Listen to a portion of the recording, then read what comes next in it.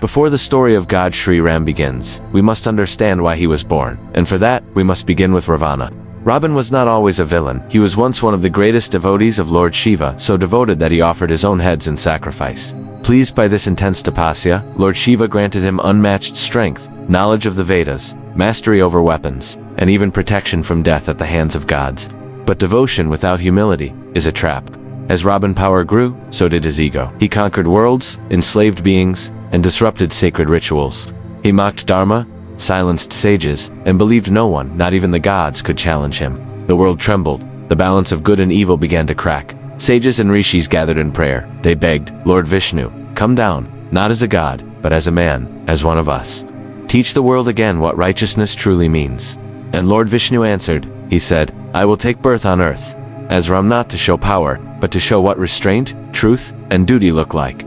But where would he be born? Far away, in the kingdom of Ayodhya, ruled King Dasharath, a nobleman, a skilled warrior, but without an heir. His palace was silent, his heart heavy. In secret, he too prayed, not just for a child, but for a purpose. One day, a wandering sage arrived at his court. No one recognized him, dressed in simple robes, staff in hand, eyes glowing with divine peace. The celestial nectar was divided among the three queens of Ayodhya, Queen Kaikeyi, Queen Kaikeyi, and Queen Sumitra. Time passed, and soon the kingdom echoed with joy. 4 princes were born, Lord Ram to Kaikeyi, Bharat to Kaikeyi, and the twins, Lakshman and Shatrughna. From the moment of his birth, Lord Ram was unlike any other child. His eyes carried a calm beyond his years. His presence brought peace.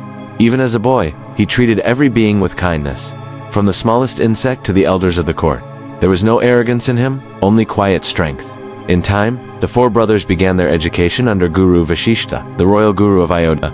Guru Vashishta was Antaryami, one who could see the past, present, and future. He knew the destiny of Lord Ram, but he spoke little of it. Instead, he prepared the princes in every way, from scriptures to warfare, from surviving in forests to the healing arts of Ayurveda and the discipline of yoga. One morning, as he taught spiritual knowledge, Guru Vashishta said to his disciples, before wisdom, you must have health. A weak or sick body cannot carry the weight of Dharma. The human body is made of 5 elements: earth, water, fire, air, and sky. When these are in balance, health follows.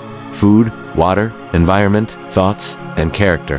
Lord Ram asked quietly, Guru Deva, how do we keep our minds clear amid desire and ego? Guru Vashishta replied, ego has 3 forms. One liberates the awareness that we are one with the Supreme Paramatman. Another helps maintain integrity of self. But the lowest binds us, it makes us identify with the body and its desires.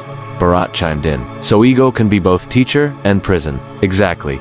The Guru nodded. We must dissolve the false ego that declares, I am the body. Learn to hold your actions without claiming ownership. This is Karma Yoga, the art of selfless action. Lakshman raised his voice. And if we act without attachment, what remains? Peace, said Vashishta. Act as duty, not for reward. That is noble. Actions become worship, and the mind purifies into stillness. The Guru continued, we meditate to awaken the chakras, the 7 energy centers from Muladhara to Sahasrara. The crown chakra is where inner light blooms. Meditation, especially at sunrise, aligns body, mind, and spirit. Facing the rising sun charges the body, and prayer at dawn or dusk energizes our subtle being. Shatrughna looked puzzled. Why sunrise and sunset? Guru Vashishta smiled. Because these are thresholds moments, when nature softens, when the soul is open, scientific and spiritual energies converge. Silent devotion at these times anchors peace and humility. Lord Ram bowed his head. Guru Deva, what about Bhakti Yoga devotion? Bhakti humbles us. The Guru replied, when we love without expectation, we dissolve ego. We become instruments of grace. Ram paused and then asked, what if mind keeps pulling us back into desire? Then no, said Vashishta. The mind is both bond and key. Peace arises when you rest content in any circumstance, when you see every outcome as prasad, divine gift, not gain. The brothers sat in silence, absorbing the depth of this wisdom, humility, balance, spiritual discipline. Through these teachings, Lord Ram blossomed into a prince defined not by power, but by restraint, clarity, and devotion. And so their training ended not in arrogance, but in grace, ready to face the world. But the world outside stirred with darkness. The seasons turned, and the princes of Ayodhya matured into warriors with the discipline of monks. Their eyes reflected clarity, their speech was measured, their actions precise. One morning, as the first rays of the sun bathed the palace in gold, Guru Vishnu, a yogi of immense spiritual and martial power, entered the royal court of King Dasharath. His arrival carried the stillness of a storm before it breaks. King Dasharath, said Guru Vishwamitra. I come with a request, not for gold or land, but for 2 of your sons Lord Ram and Lakshman. My sacred yanas are being disturbed by demons. Armies cannot help me, for this is not only a battle of weapons, but of righteousness. King Dasharatha's heart tightened. Gu Deva Ram is but 16. My armies can protect you better. But Vishwamitra's gaze was steady. 1,000 soldiers cannot match 1 arrow guided by a pure heart. Ram's spirit is forged by Guru Vashishta's wisdom. This is his first step toward the purpose for which the heavens sent him. The court fell silent. Dasharatha, torn between a father's love and a king's duty, agreed. Before they departed, Guru Vashishta took Ram aside. Remember, my child, he said softly, strength without humility is destruction. Let every arrow you release be an act of dharma, not anger. And so, the journey began. Ram and Lakshman walked beside Vishwamitra through dense forests, where the air was heavy with the scent of wild jasmine and the cries of unseen creatures. Their first trial came swiftly. In the depths of the forest, a shadow moved between the ancient sal trees. The air grew heavy, the wind turned cold, and then one evil woman appeared, his name Tarka. Once, she had been a noble woman, blessed with beauty and devotion. But long ago, a curse twisted her form, filling her heart with rage and hatred. Now she roamed the forests, destroying villages, devouring sages, and silencing the chants of holy yanas. Her eyes burned like molten copper. Her voice was a thunderclap. Lord Ram instinctively gripped his bow but hesitated. Guru Deva, he said quietly to Guru Vashishta, she is a woman. My heart resists raising a weapon against her. Would this not be adharma? How can I kill that woman? Guru Vashishta looked at him with calm compassion. Ram, kindness is your nature, and that is your greatest strength. But remember, dharma is not blind compassion. When evil takes root, it no longer wears the face of man or woman, it becomes a force against life itself. To let such a force live is to let countless innocents die. This is not the killing of a woman, it is the ending of a darkness that hides behind her form. Your arrow will not be born of hatred, but of duty. That is why it will be pure. Ram closed his eyes, breathing deeply, letting the truth of the words settle in his heart. When he opened them, there was no anger, only resolve. With steady hands, he drew his bow. The string sang, the arrow flew, and the roar of Tarka was silenced forever. The forest exhaled in relief. The birds returned to their songs. The air grew lighter, and the path of Dharma stood clear once again, as Lord Ramalakmana and Guru Vishwamitra journeyed deeper into Mithila's lands. They came upon a hermitage shrouded in an otherworldly stillness. No birds sang, no breeze moved. The air felt frozen, as if time itself had paused. Guru Vishwamitra turned to Lord Rama. Here lies the akrama of sage Gautama, he said. Once it was blessed with joy and holiness. But long ago, a grave misdeed brought a curse upon it long ago. In the peaceful hermitage of sage Gautam, there lived his beautiful and devoted wife, Gata Sahelya. She was known for her grace, but also for her deep meditation and service to her husband. One day, the king of the heavens, Lord Indra, driven by desire and pride, disguised himself as sage Gautam while the sage was away. In his deception, he approached Ahilya, and she, mistaking him for her husband, welcomed him. But when sage Gautam returned and learned the truth, his heart filled with grief and anger, not because of betrayal, but because of the stain of deception that had entered his pure hermit. In his pain, sage Gautam cursed Ahilya to become a lifeless stone, invisible to the world, until the touch of the purest soul, one who embodied truth and dharma, would break her curse. Centuries later, as Ram, Lakshman, and Guru Vishwamitra walked through the forest, they came upon the silent stone. Guru Vishwamitra told Ram the story, and with compassion, Ram stepped forward and touched the stone with his foot. In an instant, the stone glowed, and Ahilya returned to her divine form. Tears filled her eyes as she bowed to Ram. The Swayamvar of Sita was announced across kingdoms.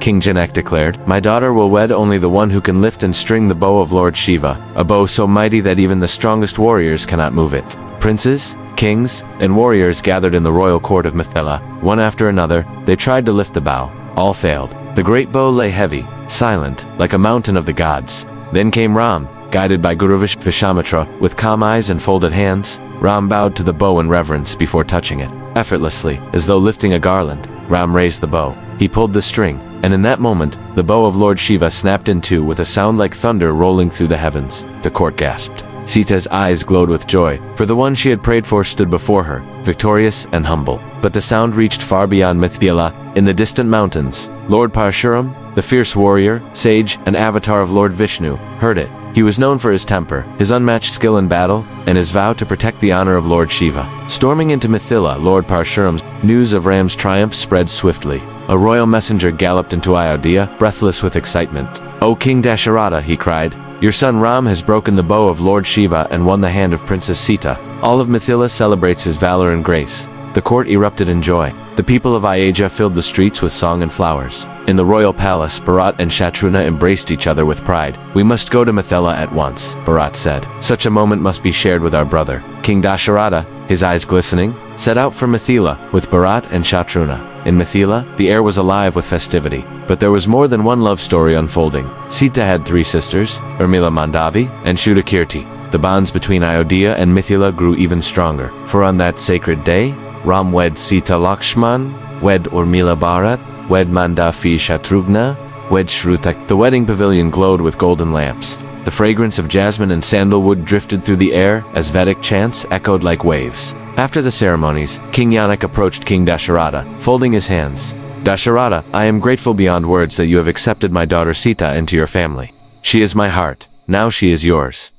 The sun rose over Mithila, casting a golden light on the city that had witnessed a union of hearts and kingdoms. The 4 newly wedded couples stood side by side, receiving blessings from elders and sages. King Dasharath's chariot train was prepared for the return to Ayodhya. The streets of Mithila were lined with people showering flowers, their voices raised in farewell songs. Ram looked at Sita and spoke softly, "From this day, your joy is my joy, your sorrow, my sorrow. Wherever Dharma calls me, I will walk with you." Sita lowered her gaze, her heart full, remembering the prayer she once offered to goddess Durga, a prayer now answered. The journey to Ayodhya was filled with music of conch shells, drums, and the soft jingling of wedding ornaments. As they crossed rivers and forests, the air seemed to bless their passage. When they entered Ayodhya, the city erupted in celebration. The people lined the roads with lamps, singing praises of the princes and their brides.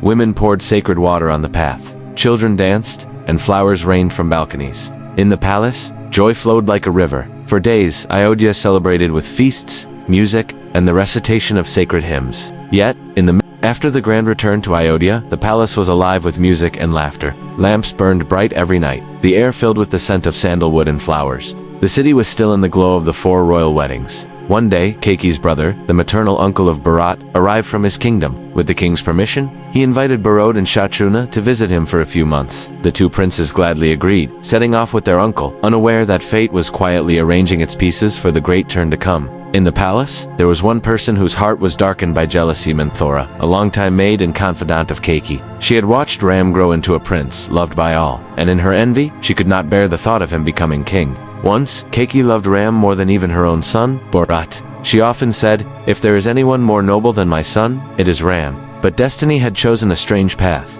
It placed Manthora in the role of whispering poison into a pure heart. One afternoon, Manthora came to Kaikeyi with false concern. "Dear queen," she said, "do you not see what is happening? The king plans to crown Ram as the next ruler. Once he is king, what will happen to Bharat? You will be forgotten." When the news of Ram's exile spread through the palace, the air turned heavy. Servants wept silently, and guards stood frozen in disbelief. Yet Ram himself moved with calm dignity, as if the forest was not a punishment but a sacred calling. He went first to his chambers to inform Sita. She was arranging flowers for the evening prayer when she saw his face. Though gentle, it carried the weight of an unspoken truth. "Sita," he said softly, "I must leave Ayodhya for 14 years. The forest will be my home, and I will live the life of an ascetic. You will remain here and care for our elders." Her hands stilled over the flowers. "My lord, do not ask me to stay behind. My place is at your side, in the palace or in the forest. I took my vows not just for comfort, but for every path life gives us." Ram tried to reason with her. "The forest is no place for a princess. There are wild beasts, harsh weather, and no shelter. You will suffer greatly." But Sita stepped forward, her eyes firm. "If the sun goes to the horizon, does not the shadow follow? I am your shadow. Where you walk, I walk. Even the harshest forest will be a paradise if you are there. And if I am left here, this palace will be..." The chariot stood ready, and the faithful charioteer Sumantra, minister of King Dasharath and servant of the royal house since youth, held the reins. His heart was heavy, but his hands were steady. With Ram, Sita, and Lakshman seated, the horses began to trot through the moonlit streets of Ayodhya. But they were not alone. From every lane and courtyard, the people emerged, calling out softly, "We will go with you." Ram, old men, mothers carrying infants, children clutching their father's hands, all walked behind the chariot. The chariot rolled into the wilderness, yet the crowd did not thin. They crossed meadows and thickets until night fell, the moon silvering the ground. When Ram saw that no one would turn back, he knew what he must do. That night, the people lay on the grass, close to the chariot, as if the very earth was their bedding for love of their prince. Ram stepped down, moved among them, and placed his hand gently on bowed heads. No words, only silent blessings.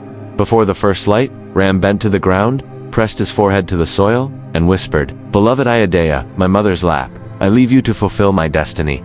Guard my people until I return."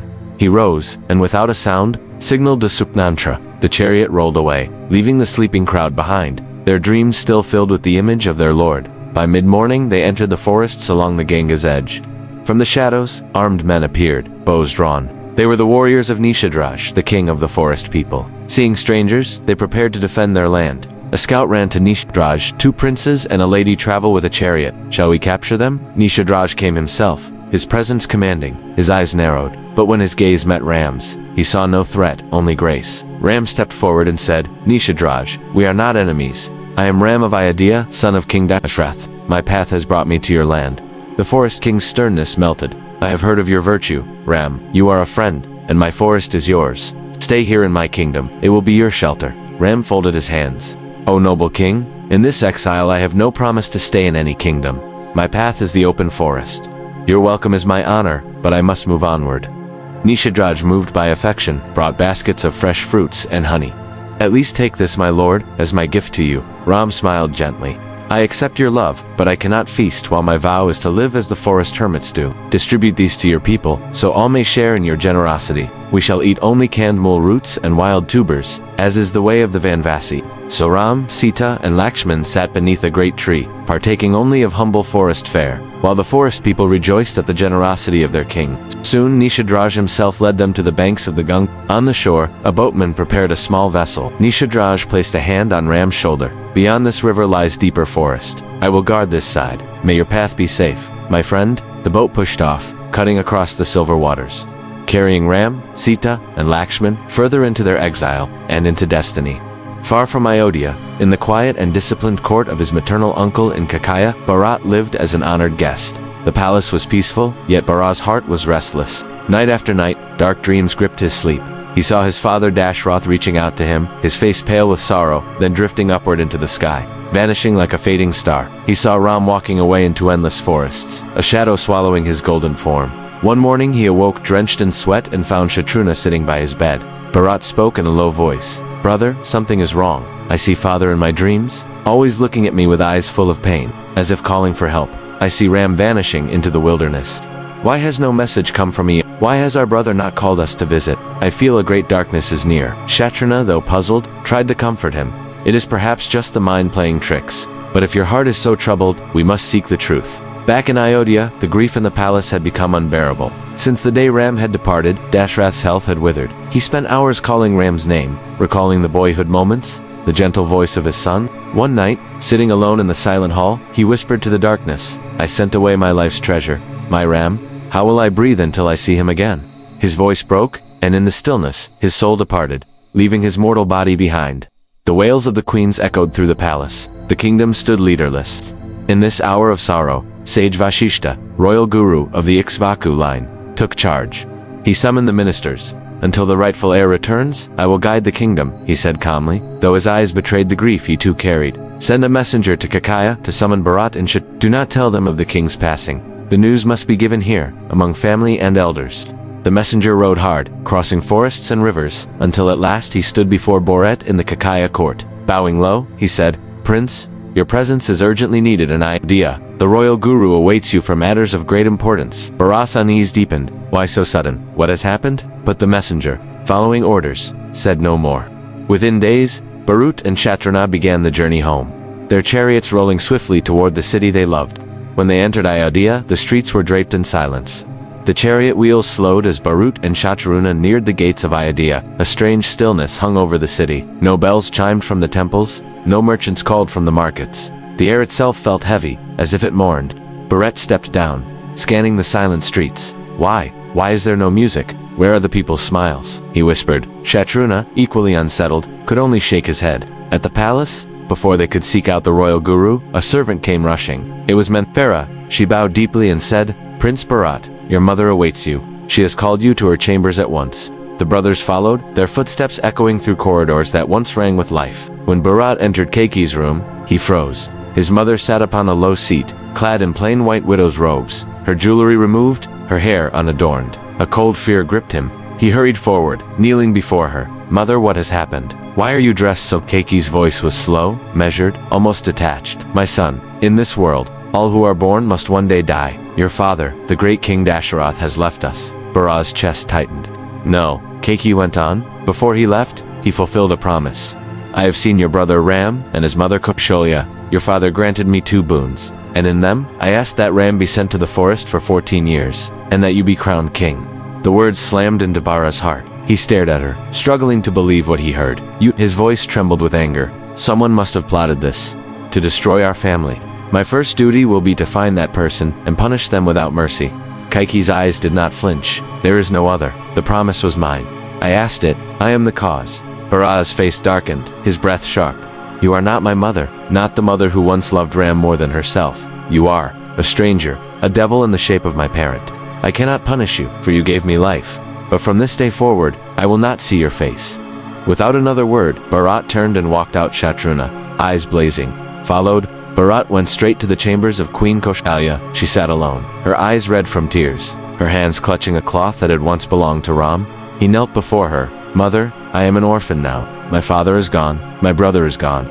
Do not doubt me, mother. I have no greed for this kingdom. I swear upon my soul, I will bring Ram back to Ayodhya. That same day, the kingdom gathered for the funeral of Dasharath. The pyre was built high with fragrant sandalwood. Sages, ministers, soldiers, and the people of Ayodhya all came, their heads bowed in grief. Vedic chants filled the air as the flames rose toward the sky, carrying the soul of the king who had once ruled with honor. Bharat stood apart, his face pale but his heart burning with a single purpose, to restore the true king of Ayodhya. In the flicker of the funeral fire, his vow took root. Until Ram returns, my life will be only for him. Bharat did not rest after the funeral rites of Dasharath. His heart was restless, his mind fixed on one goal, to bring Ram back. For days, he met with ministers, commanders, and elders of the city. He called upon every noble family, every loyal soldier, and every citizen who loved Ram. We will not go to force him back, he declared, but to beg with folded hands, to place Ayodhya at his feet. Beside him, Shatrughna worked tirelessly. Where Bharat planned, Shatrughna inspired the people with fiery words. This kingdom without Ram is like a sky without the sun. We must walk to him, not as subjects to a king, but as children to their father. The streets of Ayodhya began to stir with life again, but it was not the joy of celebration. It was the solemn unity of a kingdom ready to journey together. Carts were prepared, food and water gathered, priests readied for the blessings, and the royal banners of Ikshvaku were brought out to lead the way. One afternoon, as Bharat was giving orders to the generals, Queen Kaikeyi entered the hall. She was dressed in plain garments, her hair tied simply, her eyes heavy with shame. My son, she began, her voice unsteady, I will go with you to the forest. I will beg Ram to return, not only for Ayodhya, but to keep the promise I now make to everyone, that I will undo the wrong I have done. I will plead at his feet until he forgives me. Bharat's jaw tightened. No, your presence will only wound him further. This is not your journey. Kaikeyi lowered her head. Then let me at least face Kaushalya and Sumitra before you depart. That night, in Kaushalya's chamber, Kaikeyi entered barefoot, her hands folded, her eyes filled with tears. She bowed low before Kaushalya and Sumitra. Forgive me, my sisters. My heart was clouded by pride and greed. I wronged Ram, I wronged Ayodhya, I wronged you. For a long moment, the room was silent except for the sound of her trembling breath. Then Kaushalya spoke softly. If you truly wish to repent, then come and bow before Ram himself. Let him see the truth in your eyes. She turned to Bharat. My son, take her with you. A wound must be shown to the healer if it is to close. Let Ram see her, and let her see him. This too is part of your duty. Bharat's lips pressed into a thin line, but he bowed his head to his mother's will. So be it. She will come, but I will watch her every step. The next morning, the great procession began. Thousands followed, ministers in royal robes, soldiers in armor, citizens carrying offerings, women carrying garlands, priests chanting hymns. The sound of drums and conch shells echoed through Ayodhya's gates as the kingdom moved toward the forest. Bharat rode at the front, his eyes fixed on the horizon. In his heart, he prayed, Brother, forgive me for coming to you late. Today, Ayodhya walks to your doorstep. The journey from Ayodhya was long, the roads growing narrower, the trees thicker, and the air heavy with the scent of the deep forest. Bharat's great procession moved steadily, the banners of Ikshvaku fluttering between the tall sal trees. But ahead, word had already reached Nisadhraj. His scouts returned breathless. Maharaj, a great army comes this way. Elephants, chariots, soldiers, ministers. They bear the crest of Ayodhya. Nisadhraj's heart skipped. Ayodhya's army. Here, his mind leaped to the worst. They must have come to harm Ram. His face darkened. If Bharat has come to kill my friend? then my life will end before a hair on Ram's head is touched. Prepare the bows. Let every man stand ready. We will fight until the Ganga runs red if we must. The warriors of Nisadhraj took position, bows strung, arrows notched, eyes sharp. But among them, an old wise elder stepped forward. Maharaj Jha, a warrior's arrow must not be loosed without knowing its mark. If they are friends, an arrow will only wound our honor. Let us first test the truth. Nisadhraj paused, his knuckles tight on his bow. Very well, but the army must remain ready. If I see even a shadow of harm toward Ram, Bharat will face my wrath. The men crouched in silence, watching the approaching procession. And then, from the front of Bharat's army, a familiar figure stepped out at Sumantra, the same charioteer who had driven Ram from Ayodhya. Nisadhraj's eyes narrowed. Sumantra ran forward, breathless but smiling. Maharaj, Nisadhraj, put down your bow. This is not a war party. They come not to harm Ram, but to beg him to return. Bharat comes with a broken heart. He seeks his brother's forgiveness. The bow slid from Nisadhraj's grip. His chest heaved as he turned to his men. Lower your weapons. There will be no blood spilled here. When Bharat arrived, Nisadhraj stepped forward, bowed deeply, and said, Forgive me, my lord. I thought you came as an enemy.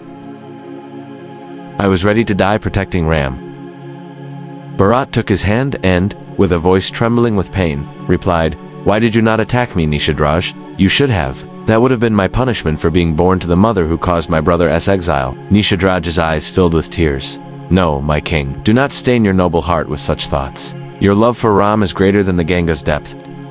How can I raise a weapon against a brother whose heart beats only for his sibling? I was wrong to doubt you. The two embraced like old friends, reunited after a storm. Around them, the tension melted. The Nishad warriors and the Ayodhya soldiers shared water and fruit. The forest camp of Ram was quiet that afternoon. Sita prepared a simple meal of kanmul while Ram sat weaving a garland from forest flowers. Lakshman, ever alert, had gone deeper into the woods to collect firewood. As he walked, he suddenly froze. Between the trees, he saw the glint of metal, shields, spears, and the banners of Ayodhya. An entire army was approaching, their steps shaking the ground. At the head of the force rode Bharat. Lakshman's eyes narrowed. An army from Ayodhya, led by Bharat, his blood surged. Dropping the firewood, he ran to the camp. Brother, he burst in, his voice sharp with alarm. An army is coming, and leading them is Bharat. He comes not as a brother, but as a king, with soldiers. He must have come to kill us, and take the kingdom. Ram looked up calmly. Lakshman, do not let anger cloud your heart. Bharat is the image of Dharma itself. He would never harm me. But Lakshman's anger burned hotter. Brother, do you forget whose mother sent us away? What if her greed for the throne now drives her son to finish what she started? Let me take my bow. I will slay them before they harm you. Ram rose and placed a hand on Lakshman's shoulder. Stop, Lakshman. To harm an innocent man is to stain your soul forever. I trust Bharat, as I trust my own life. Before Lakshman could reply, the skies rumbled. A divine voice echoed from above. Lakshman, beware. Before your arrow flies, be certain your heart is just. What the eyes see may not be truth. Even gold can be hidden beneath dust. Judge not your brother without knowing his heart. Lakshman's chest heaved. Slowly, the fire in his eyes began to fade. Ram smiled softly. Now, will you trust me? The army drew closer, and soon Bharat stepped forward, dismounting from his chariot. Without a word, he ran to Ram, fell at his feet, and clasped them tightly. Tears streamed down his face. Forgive me, my brother, Bharat cried. I have no right to this throne. You are the true king. Until you return, Ayodhya will never know peace. Ram bent down and lifted Bharat into his arms. Bharat, your place is not at my feet. Your place is here. He pressed Bharat's hand over his heart, forever. Seeing this, Lakshman's own eyes filled. He stepped forward, his voice shaking. Bharat, I doubted you. I thought you came to harm my brother. If you wish to punish me, I will not resist. Bharat turned to him, astonished. Lakshman, you are my younger brother. How can I punish you for protecting Ram? Your doubt is forgiven the moment you speak it. But Lakshman dropped to his knees, clasping Bharat's feet. Then let me bear my guilt here, for I failed to see your heart. The three brothers embraced, their tears mingling. Sita, watching from the side, also wept. For she saw in that moment that love was stronger than suspicion, and truth stronger than fear. Even the forest seemed to pause. The wind stilled, the leaves listened, as the brothers stood together, bound by love unshakable. The forest clearing was filled with the sound of footsteps, voices, and the rustle of banners. After the tearful embrace between brothers, Ram looked upon Bharat with gentle eyes. Ram, Bharat, why have you left Ayodhya to come here? Who guards the kingdom in your absence? and tell me how is our father." At those words, Bharat's lips trembled, his eyes fell to the ground, and he could not speak. Ram's heart sank. "Ram Bharat, why do you stop? My heart feels heavy. Tell me what has happened." Bharat finally whispered, his voice breaking. "Bharat, your divine heart speaks true. Our father has left us. He dwells now in the heavens." Ram staggered back slightly, as though struck by an unseen blow. Tears welled in his eyes. Before he could speak, the voices of women rose. Kaikeyi, Kaushalya, Sumetro, arriving in the camp with the Ayodhya procession. Ram immediately went to Kaikeyi first. Bowing low, he touched her feet. "Ram, mother." Kaikeyi wept openly. "Kaikeyi, Ram, it is because of me you are in this forest. Because of me, your father's heart broke. Forgive me, my son. I beg you let me erase my sin." Ram, his voice soft as the river breeze, replied, "Ram, no mother, this is not your fault. This is the fault of time, of destiny. My love for you remains unbroken." They all walked together to the banks of the Ganga, where the royal family and sages performed solemn Shraddha rites for the departed King Dasharath. The holy waters carried flowers and lamps in honor of the king who had once ruled with justice and love. After the rites, Bharat sat apart, still thinking of one thing: Ram must return. He went to Guru Vashista Bharat Guruji. "I will not return to Ayodhya without Ram. What must I do?" Guru Vashista nodded gravely. "Speak to him. Let him know the love of the people. Let him understand that the kingdom awaits its rightful king."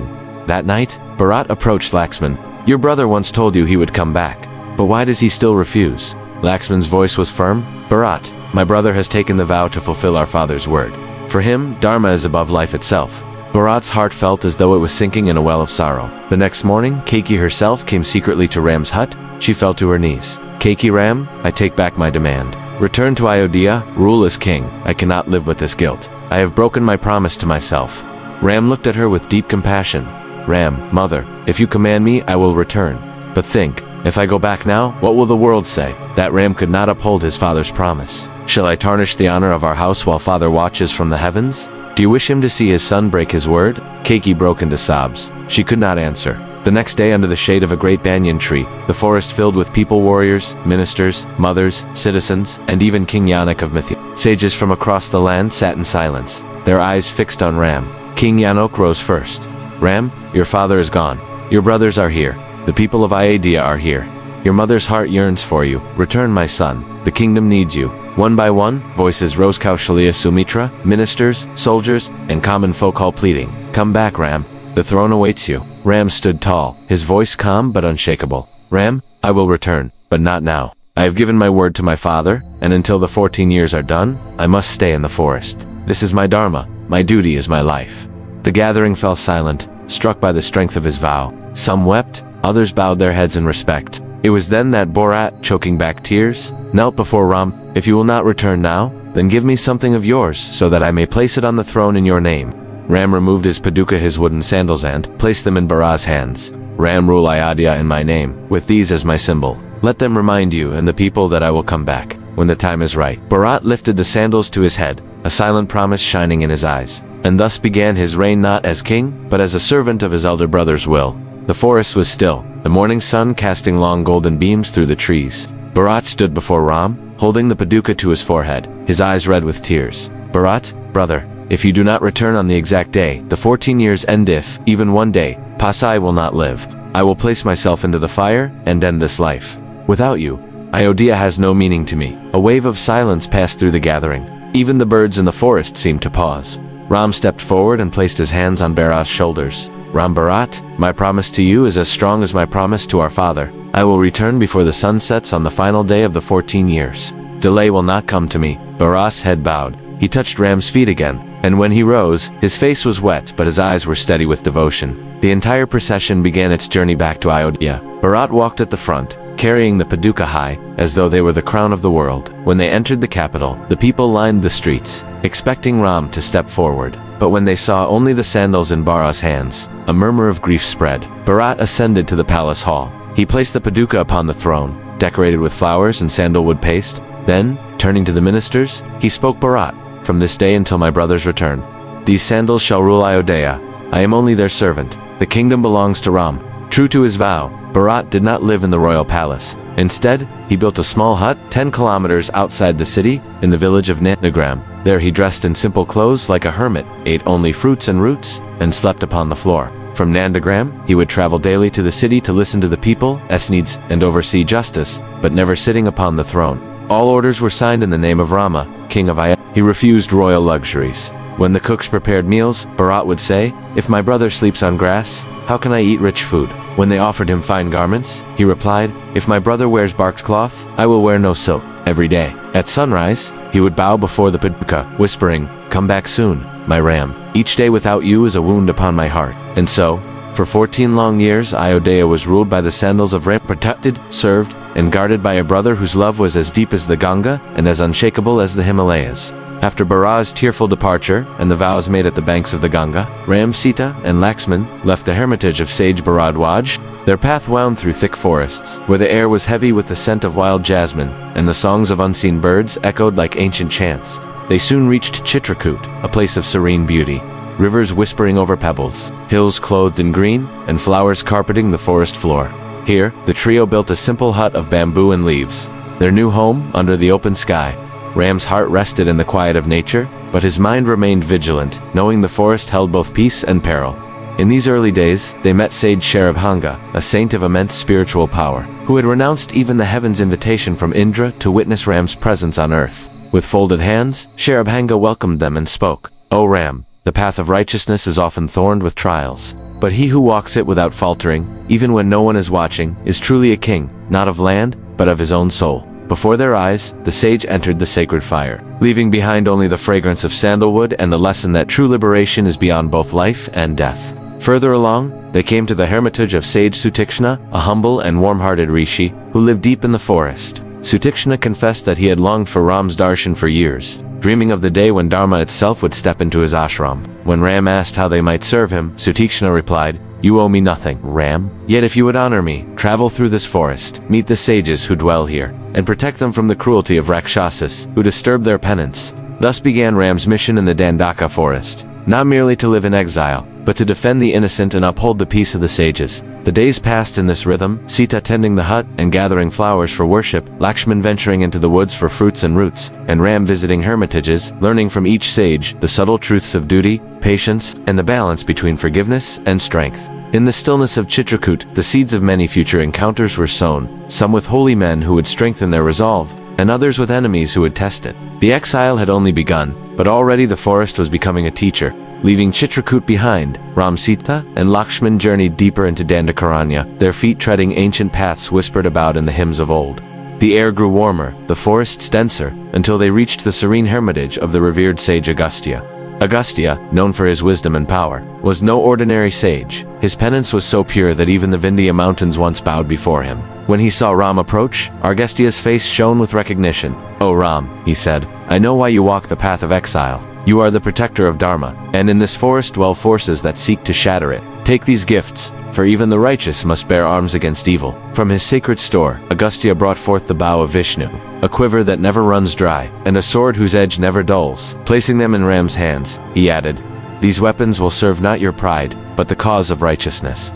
Remember, the warrior's true strength lies in restraint, not in the sword's swing." Blessed by Agastya's counsel, they traveled onward to a place the sage recommended, Panchavati, a forest paradise along the Godavari River. The land was rich with fruit-bearing trees, the river sparkled under the sun, and gentle deer roamed fearlessly among the wildflowers. Here Lakshman built a sturdy hut for them with bamboo walls and a thatched roof, its entrance facing the river. It was in Panchavati that they first met the noble Jatayu, the great eagle and king of birds. Old but strong, with feathers silvered by age, Jatayu was a friend of King Dasharath. When he heard Ram's story, his eyes filled with tears. "Prince Ram," Jatayu said, bowing low, "I am old, but my wings still remember the skies. Allow me to stay nearby. I will guard Sita as if she were my own daughter." With Jatayu watching from the treetops, life in Panchavati settled into a peaceful rhythm. At dawn, Ram bathed in the Godavari's cool waters before offering prayers. Sita gathered flowers and herbs, her laughter like soft bells in the forest air. Lakshman hunted small game, gathered fruits, and kept the hut in order. Ram spent the evenings listening to the forest. The rush of the river, the call of owls, the hidden movements of deer, tigers, and unseen spirits. In this tranquil chapter of exile, the forest seemed almost like a kingdom of its own, ruled not by crown or court, but by harmony. Yet beneath its calm beauty, fate was quietly preparing the next great trial that would shake Panchavati forever. The peace of Panchavati could not last forever. One afternoon, when the golden light of the setting sun filtered through the sal trees, an unusual shadow moved silently through the forest. It was Shoorpanakha, sister of the mighty Raaban. Shoorpanakha was no ordinary woman. She was a Rakshasi demoness, gifted with the power to change her form at will. Her true appearance was fearsome. Skin dark as storm clouds, hair wild as the jungle vines, and eyes red with hunger. Yet when she wished, she could assume the face of beauty. Cunning and restless, she roamed Dandakarnya in search of prey, pleasure, and power.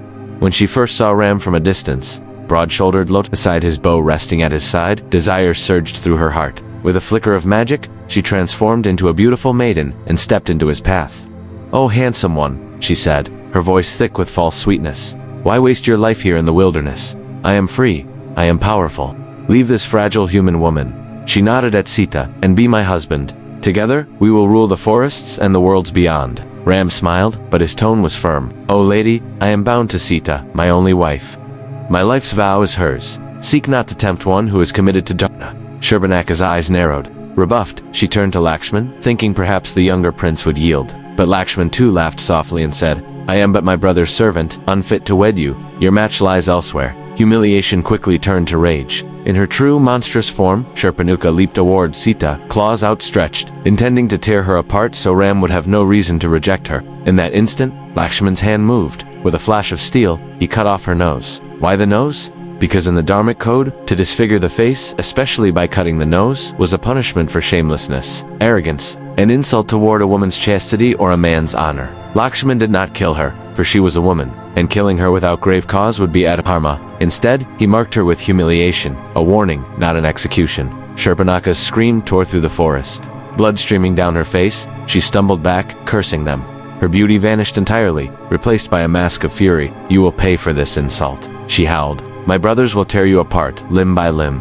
With that, she fled into the trees, her feet pounding the earth, until the jungle swallowed her. She ran toward the fortress of Kara and Dushana, her warrior brothers, carrying with her not just pain, but the seed of vengeance that would soon draw the shadow of Lanka upon Panch. Shoorpanakha's wails did not stop echoing through the forests until she reached the mighty fortress of Janasthana, where her brothers Kara, Dushana, and Trishara commanded a vast host of Rakshasas. The moment they saw her face, her nose sliced, her beauty ruined, Kara leaped to his feet. "Who dares insult the sister of Raaban? Speak!" Tears streaming, she wove her words with poison. "Two human princes, strong, arrogant, and proud. They mock our might, they roam in Panchavati as if they own the forest. The elder, Ram, lives with a fragile woman, but the younger, Lakshman, he cut my nose, laughing at my pain. They say no Rakshasa dares touch them.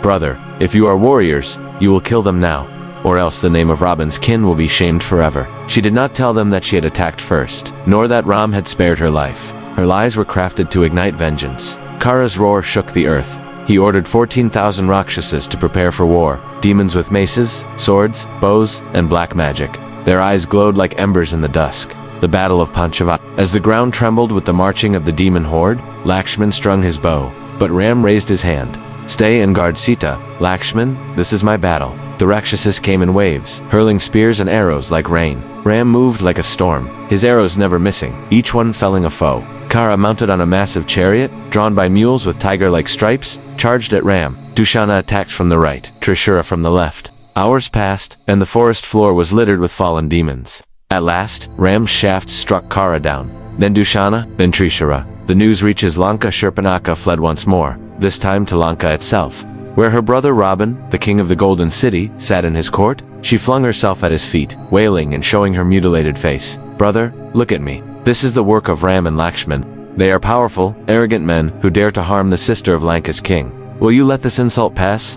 Raaban's eyes burned, but before he could speak, a calm voice rose in the court. Vibheeshan, his younger brother, a devotee of Lord Vishnu. "My king, anger is the enemy of wisdom. Before you take action, know the truth. Why did they harm her? Did she provoke them? We are kings. We must act on justice, not rage." Shoorpanakha snarled at Vibheeshan, spitting more lies. "They mocked me. They threatened me. They think no Rakshasa is their equal. Are you a coward, Vibheeshan, that you defend them?" Vibheeshan did not answer her insult, but looked at Raaban. "Brother, you may be king, but remember, those who fight men of Dharma without cause invite ruin. I feel a shadow over Lanka if we move against Ram." Raaban waved away his warning, but the seed of vengeance had already been planted deep in his heart. Soon, his mind would not only burn for revenge, but for something far more dangerous. The beauty of Sita Far from Lanka, deep in the Dandaka forest, an aged Rakshasa named Maricha lived in quiet meditation. Time had changed him. Once a fierce demon who roamed the night, now he had turned to ascetic living after once facing Ram's arrows years earlier. That battle had taught him the power of Dharma and the truth that Ram was no ordinary man. In his heart, Maricha knew Ram was an incarnation of Vishnu himself. One day, the golden doors of his solitude opened to the sound of chariot wheels. Raaban himself arrived, cloaked in royal pride. Raaban Maricha, my old friend, I have come for your help in a matter that will make Lanka greater than ever. Maricha, Raaban, you honor me with your visit. Tell me, how can I serve? Raaban, there is a woman, Sita, the wife of Ram. Her beauty is unmatched. I will make her my queen. I need you to lure Ram away so I may take her. Maricha's face darkened. Maricha, Raaban abandoned this thought. I have seen Ram's power. He is Vishnu's avatar, the destroyer of evil. If you provoke him, it will be your doom. No wall of Lanka will stand. No son, no brother will be spared. This path leads to ruin. Raaban's eyes narrowed. Raaban, enough of your preaching. You owe me a debt for the times I spared your life. Refuse me now, and I will kill you before I leave this forest. Knowing he could not escape, and sensing his death was certain either way, Maricha sighed. Maricha, then so be it. If I must die, let it be at Ram's hand. That, at least, will free me from this cursed life. The golden deer appears days later, as Ram, Sita, and Lakshman lived peacefully in their hut at Panchavati. Maricha approached, no longer a demon, but in the enchanting form of a golden deer, its coat shimmering with jewels, its antlers tipped with silver. Sita's eyes widened in wonder. Sita, look, my lord. Such a creature would bring joy to my heart. If you could catch it for me, alive, it would be a gift beyond compare. Ram hesitated. He loved all beings, and killing for pleasure was against his nature. But the deer's strange glow stirred suspicion in his mind. Ram thinking, if this is an ordinary deer, I will not harm it. But if it is a demon in disguise, I must protect Sita from its deceit. He smiled gently. Ram, very well, Sita. I will bring it to you, if fate allows. The chase in Maricha's last cry, Ram pursued the deer deep into the forest. The chase was long, and each time he neared it, the golden creature leaped further away. Finally, Ram loosed an arrow. The illusion shattered. The golden hide dissolved into the true form of Maricha, bloodied and dying. With his last breath, Maricha cried out in a voice perfectly mimicking Ram's, Sita, Lakshman, save me. Sita's fear, and Lakshman's dilemma back at the hut. Sita froze. Sita, Lakshman, did you hear? That is my husband's voice. He is in danger. Lakshman folded his hands calmly. Lakshman, mother, no harm can come to Ram. He is the greatest warrior alive. No one can defeat him. This is surely a demon's trick. But Sita, her heart burning with fear, spoke sharply. Sita, if you truly see me as your mother, obey me. Go at once to help him. Or shall I think you wish for my husband's death? The words pierced Lakshman like arrows. He bowed his head. Lakshman, as you command. Mother, but before I go, I will protect you. The Lakshman, he drew a glowing line around the hut. The Lakshman Rekha chanting sacred mantras. Lakshman, mother, do not cross this line. No demon can pass it. You will be safe until we return. He departed swiftly into the forest. Raaban's disguise moments later, a wandering ascetic approached. Tall, clad in saffron robes, with matted hair and a wooden staff. His voice was deep and weary. It was Raaban in disguise. Raaban, O gentle lady, I am but a poor sage, tired and hungry. Will you deny me alms? Sita stepped forward, hands folded. Sita, Holy One, please step closer and take what you need. But the sage's feet stopped at the shimmering line.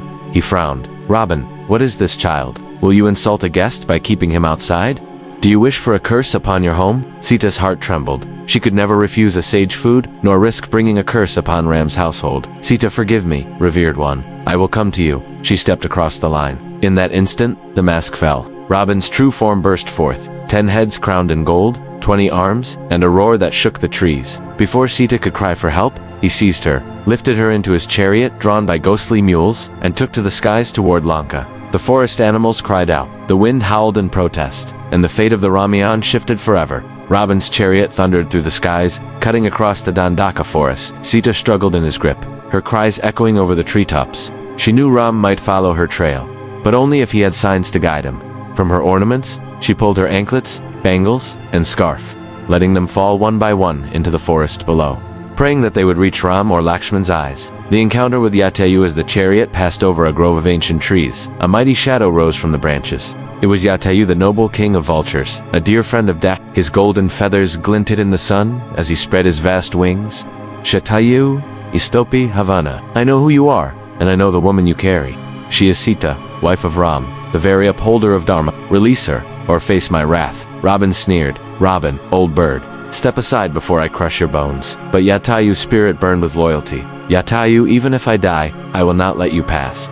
The battle in the sky with a cry like thunder, Jatayu attacked, his talons tearing at the chariot's frame, his beak striking Raaban's armor. The force was so fierce that Raaban dropped the chariot's reins for a moment. Sita called out, "Sita, O noble Jatayu, may your courage be blessed. If I live, I shall never forget your sacrifice."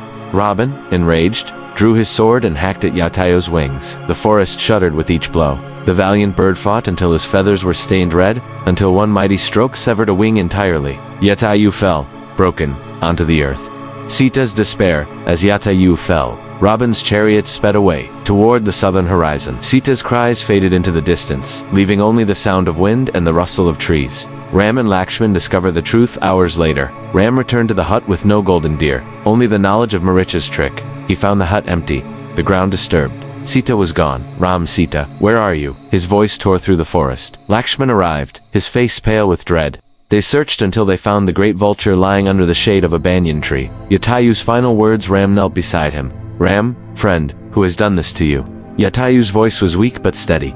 "Jatayu, it was Raaban, king of Lanka. He took Sita. I fought him, but I could not save her." She dropped her jewels into the forest. "Follow them. Go south." Ram's eyes filled with tears. "Ram, you have done more than any friend could. Rest now, noble soul." The funeral rites. Ram, honoring the warrior's sacrifice, performed Jatayu's last rites with the same reverence he would give a father. They lit the pyre, and the smoke rose into the evening sky, carrying the soul of the brave bird to the heavens. The search begins. The brothers gathered the scattered ornaments Sita had thrown and turned their steps southward, determined. The forest around them seemed to hold its breath, as if knowing the world had entered a new chapter, one where the battle between Dharma and Adharma would burn brighter than ever. After the funeral rites of Jatayu, Ram and Lakshman resumed their search for Sita, moving deeper into the forest. It was then that they were ambushed by a terrifying headless demon with a gaping mouth on his chest. Kabana, his arms were long as tree trunks, sweeping the ground to catch prey. A fierce battle followed, and with divine skill, Ram and Lakshman severed his arms and freed him from his curse. Kabanda, restored to his celestial form, bowed to them. In his past life, he had been a Gandharva, cursed by the gods. In gratitude, he told them, "Seek the ashram of the saintly Sabari. She will guide you to the one who can help you find Sita." Guided by his words, they arrived at a serene hermitage by a lake of blooming lotuses. There, an aged woman with glowing eyes and trembling hands awaited them. This was Sabari, a humble devotee who had waited decades for Ram's arrival. As instructed by her guru Matanga Rishi, she had spent her life sweeping the hermitage, tending flowers and gathering berries each day, always wondering, "Will my lord come today?" When Ram entered, she fell at his feet, tears streaming down her face. She offered him berries, tasting each one to ensure they were sweet. Lakshman frowned at the custom, but Ram smiled and ate them joyfully, saying, "These are the sweetest fruits I have ever tasted, for they are filled with love." Sabari then spoke of the mission ahead. Beyond these forests lies the kingdom of the Veneris. Their rightful king Sugriva lives in exile on the Rishyamukha mountains, for he is hunted by his own brother, Bali. Seek Sugriva, he can help you find your beloved Sita. Her last wish fulfilled, Sabari bowed before Ram, and by his blessing, her soul ascended in divine light. The first meeting with Hanuman, following Sabari's directions, Ram and Lakshman walked toward the Rishyamukha mountains. The Vanara guards spotted them from afar and rushed to inform Sugriva. The exiled king feared that these two strangers might be assassins sent by Bali. Sugriva turned to his most trusted minister, Hanuman, and said, "Go, but take no chances. Speak to them in disguise and learn their purpose." Hanuman took the form of a gentle wandering sage, descended the hill, and approached the two brothers. With folded hands, he said softly, "O noble ones, your faces shine with the light of Dharma, yet you walk armed in the wilderness. Tell me, who are you, and what brings you to these forests?" Ram looked into Hanuman's eyes, and in that moment, the veil of form dropped. Hanuman's heart leaped, for he saw before him not just a prince, but the very Lord he had been born to serve. Overcome, he fell to his knees, his disguise dissolving into his true Vanara form. Tears streamed down his cheeks. "My lord, lifetimes I have waited for this moment. Command me, for I am yours." Ram, moved by his devotion, lifted Hanuman up and embraced him. Lakshman smiled, sensing the unbreakable bond forming in that instant. Thus began the friendship that would shake the very foundations of Lanka. Guided by Hanuman, Ram, and Lakshman ascended the slopes of the Rishyamukha mountains. At the summit, they found Sugriva, the exiled Vanara king, surrounded by a few loyal friends. His fur was dusty, his eyes carried the weight of fear, for every day he lived in dread of being hunted by his elder brother Bali. Hanuman introduced them with great respect. "Sugriva, these are the princes of Udya, Ram and Lakshman." They seek one who can aid in finding Sita, the wife of Ram, taken by the demon king Raaban. Sugriva bowed slightly, but his voice carried caution. My lords, your grief is mine too, for I to suffer a cruel loss. If you will help me reclaim my kingdom from my brother Bali, then I, in return, will help you find your queen. Sugriva's story. Sugriva's voice grew heavy as he recounted his tale. Once my brother Bali was the strongest of all Veneras, fierce in battle, but short-tempered. One day, a fearsome demon named Mayavi challenged him. Bali gave chase, and I followed. The demon fled into a deep cave, and Bali ordered me to stand guard while he entered. Days passed, and then I heard terrible roars. Then silence. Suddenly, a stream of blood flowed out of the cave mouth. Believing my brother dead, I rolled a boulder over the entrance to seal it, fearing the demon might escape. I returned to Kishkinda and, at the urging of the ministers, took the throne to protect the kingdom. But Bali was not dead. He had slain Mayavi and found the entrance blocked. When he broke free and saw me on the throne, he believed I had betrayed him. His rage was unstoppable.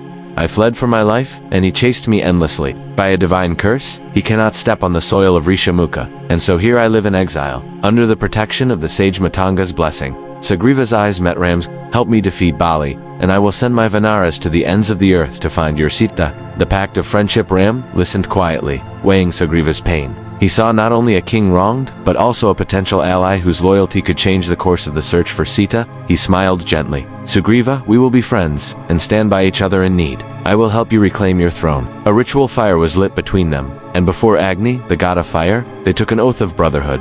Hanuman, watching silently, felt joy rise in his heart, for he knew this alliance was destined to lead to Lanka's downfall. The forest echoed with the crackle of the sacred flames, as two promises intertwined, one to restore a kingdom, and one to rescue a queen.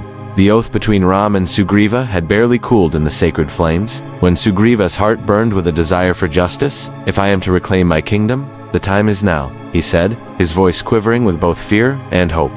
Hanuman, ever cautious, reminded him Sugriva Bali's strength is unmatched. Even the mountains tremble when he strikes. But with Lord Ram's aid, your cause will triumph. The first challenge, Sugriva roared from the gates of Kishkinda, his voice echoing across the forest canopy. Bali, come forth and face your wronged brother. From within the city, Bali emerged, tall, golden-furred, and radiant with strength. His eyes narrowed at the sight of Sugriva. So, the coward returns to meet his fate, he spat. The brothers lunged at each other with the speed of lightning, their blows shaking the ground. But Ram, hidden among the trees with his bow ready, found his heart troubled. For Bali and Sugriva were identical twins. Even their movements mirrored one another. Sugriva was soon overpowered and retreated, bruised and gasping. Ram stepped from the shadows and explained, Forgive me, Sugriva. I could not strike, for in your likeness to Bali, I could not be certain who is friend and who is foe. Hanuman smiled knowingly.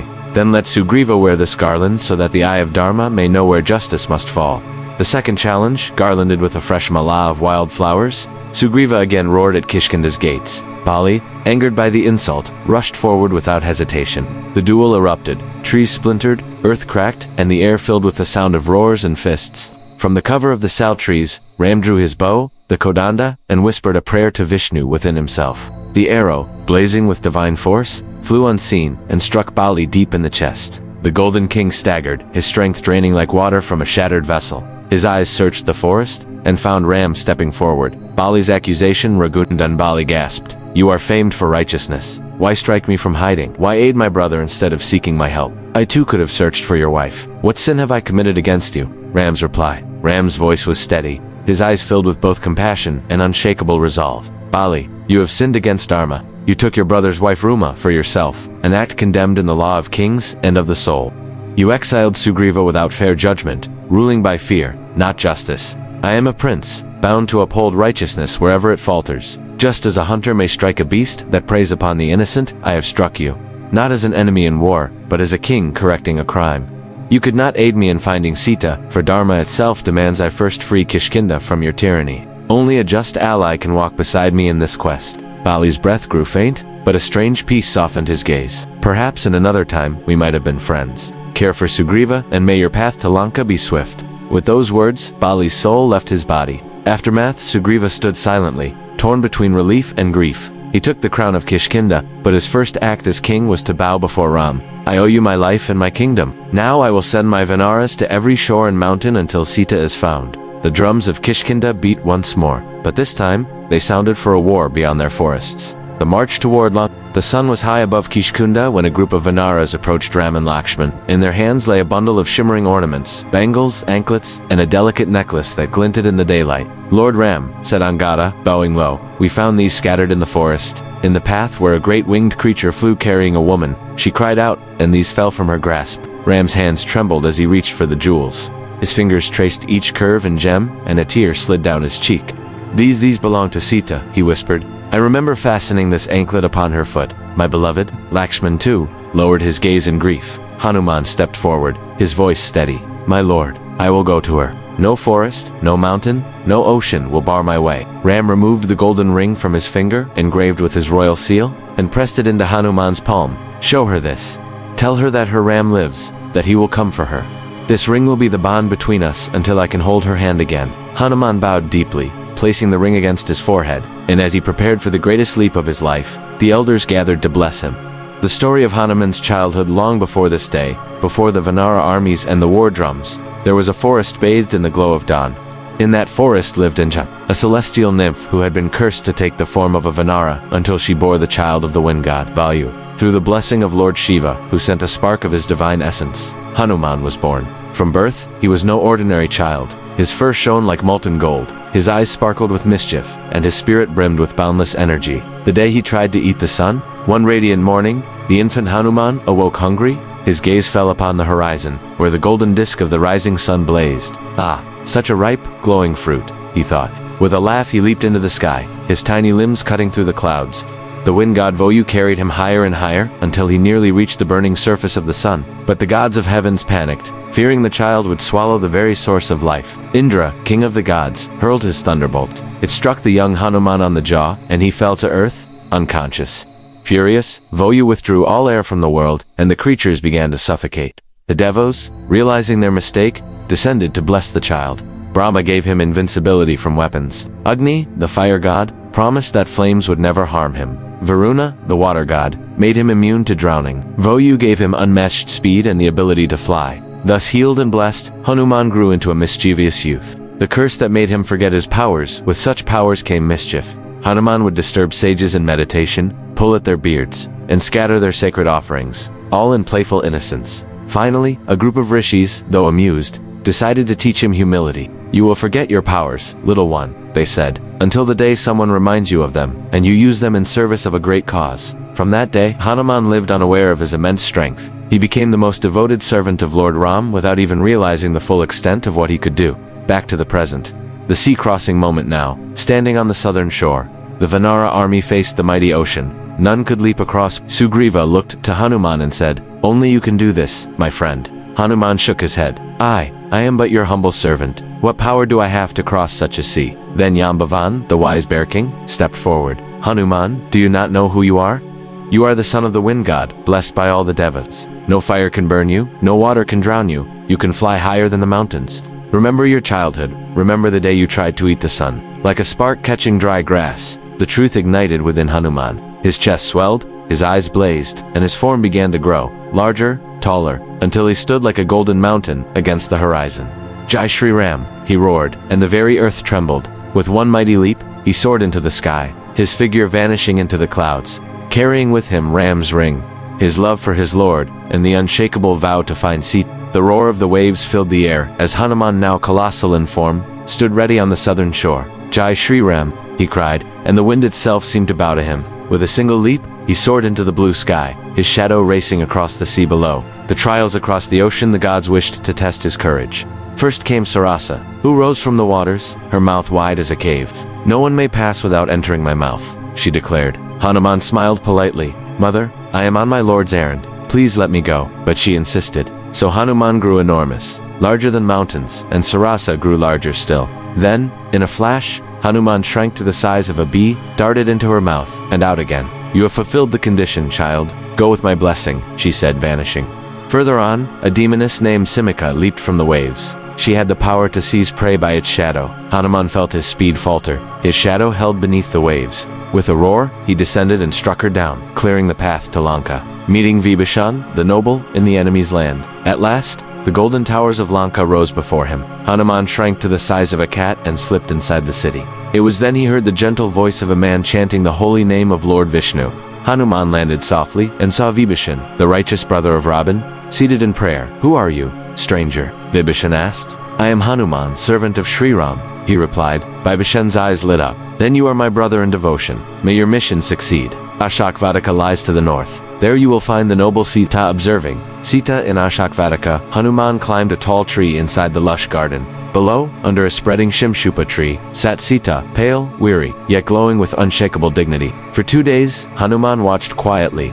Every morning, Ravana came, draped in gold, his 10 heads crowned, to tempt her. "Become my queen," he said, "and you will never know sorrow again. Your ram cannot reach Lanka, he will die on its shores." But Sita's voice rang clear. "You will be destroyed, Raaban, my lord will come, and with him the end of Lanka." The demon maidens who guarded her trembled at her words, yet one among them, Triada, humble and kind, treated Sita like a sister. She whispered hope to her in the dark hours. Hanuman's first words to Sita at last, Hanuman decided to speak. He dropped down softly from the tree. Sita gasped, unsure if this was another trick of the Rakshasa. Hanuman bowed low and said, "Mother, I am your servant.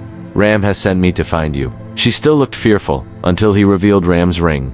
Her eyes welled with tears. She touched it to her forehead, whispering, "My ram lives." "Mother," Hanuman said, "I can take you on my shoulders this very moment and fly across the ocean. Why endure this misery?" But Sita shook her head. "My son, I must be freed by my lord himself, with honor and dharma upheld. Take this jewel of mine as proof you have seen me." Hanuman placed it safely in his pouch. "Mother, with your permission, I will look upon all of Lanka before I return." The battle in Ashok Vatika. Hanuman roamed the garden, tasting its fruits, each sweeter than the last. When the guards saw him, they attacked. Hanuman fought fiercely, uprooting trees, hurling rocks, and scattering demons. The alarm reached the palace, and Raaban's son Akshaya Kumara led a troop to confront him. Hanuman met him in battle, swift, fierce, and sorrowful to end the life of a youth. Yet duty prevailed, and Akshay fell. Next came Indrajit, the mighty warrior prince. With weapons of Maya, he ensnared Hanuman in a Shoorpanakha. Hanuman allowed himself to be bound, for he had a plan, to be brought before Raaban himself. In the court of Raaban, Raaban's court glittered with gold and gems. Hanuman stood proudly before the king, unafraid. "Release Sita and seek Ram's friendship," Hanuman said, "or Lanka will be reduced to ashes." Raaban roared with rage and ordered his death, but Vibheeshan intervened. "It is against our code to kill a messenger," he reminded the court. So Raaban commanded instead, set fire to his tail and drive him from the city. The burning of Lanka. The demons wrapped Hanuman's tail in oil-soaked cloth and lit it aflame. They jeered as they dragged him through the streets. But Hanuman smiled, for he had shrunk his tail to a short length, making their work in vain. With a mighty bound, he escaped their grasp and grew to a giant's form. Using his burning tail, he leaped from roof to roof, setting the golden city ablaze.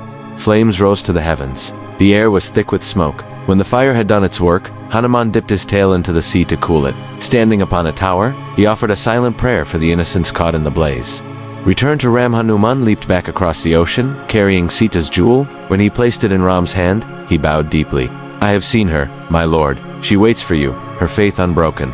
Tears filled Ram's eyes, not of sorrow, but of fierce, unyielding resolve. The time had come. Lanka would fall. The Moki army stood at the southern tip of the land, gazing across the vast stretch of blue, the mighty ocean that separated them from Lanka. The waves roared as if mocking them, daring them to try and cross. Ram, calm yet resolute, turned his face toward the endless waters. He joined his palms and prayed aloud. "O Samudra, Deva, Lord of the seas, I, Ram, son of Dasharath, bow before you. Grant me a safe passage for my army so we may rescue Sita and restore Dharma." For 3 days and nights, Ram fasted and prayed, standing upon the sands. Yet the ocean god remained silent. The waves came and went, as if deaf to his devotion. Lakshman, unable to bear the insult to his brother's humility, clenched his bow. "Brother, why plead with one who does not respect righteousness? Allow me to dry this ocean with my arrows." But Ram raised his hand, calming him. Then his eyes grew stern, like the calm before a storm. If gentleness does not move him, then force shall. He took up his Kodanda bow, the very weapon that had humbled demons and shattered pride. As he pulled the string, the sky darkened and the wind howled. The earth trembled under the weight of his will. The ocean god, terrified, rose from the depths, shimmering with jewels and crowned with coral. Bowing low, he said, "O Rama, forgive me. I did not ignore you out of arrogance. It is my nature to be deep and impassible, but I shall guide you. Among your Veneras is Nala, son of the architect Vishwakarma. Let him lead the building of a bridge of stones over my waters. I will hold it firm for you. Then, almost as if sharing a divine secret, the ocean god added, before you begin, seek the blessings of Lord Shiva, Mahadev, the eternal destroyer of evil. His strength will empower your mission. Ram's face softened. Indeed, before battle, one must bow to the Lord who watches over all destruction and creation. Thus, Ram gathered stones and built a Shiva linga upon the shore. He closed his eyes, chanting mantras in praise of Rameshwara, the Lord of Lords, Lakshman, Sugriva, and the Vanaras, all joined in the worship.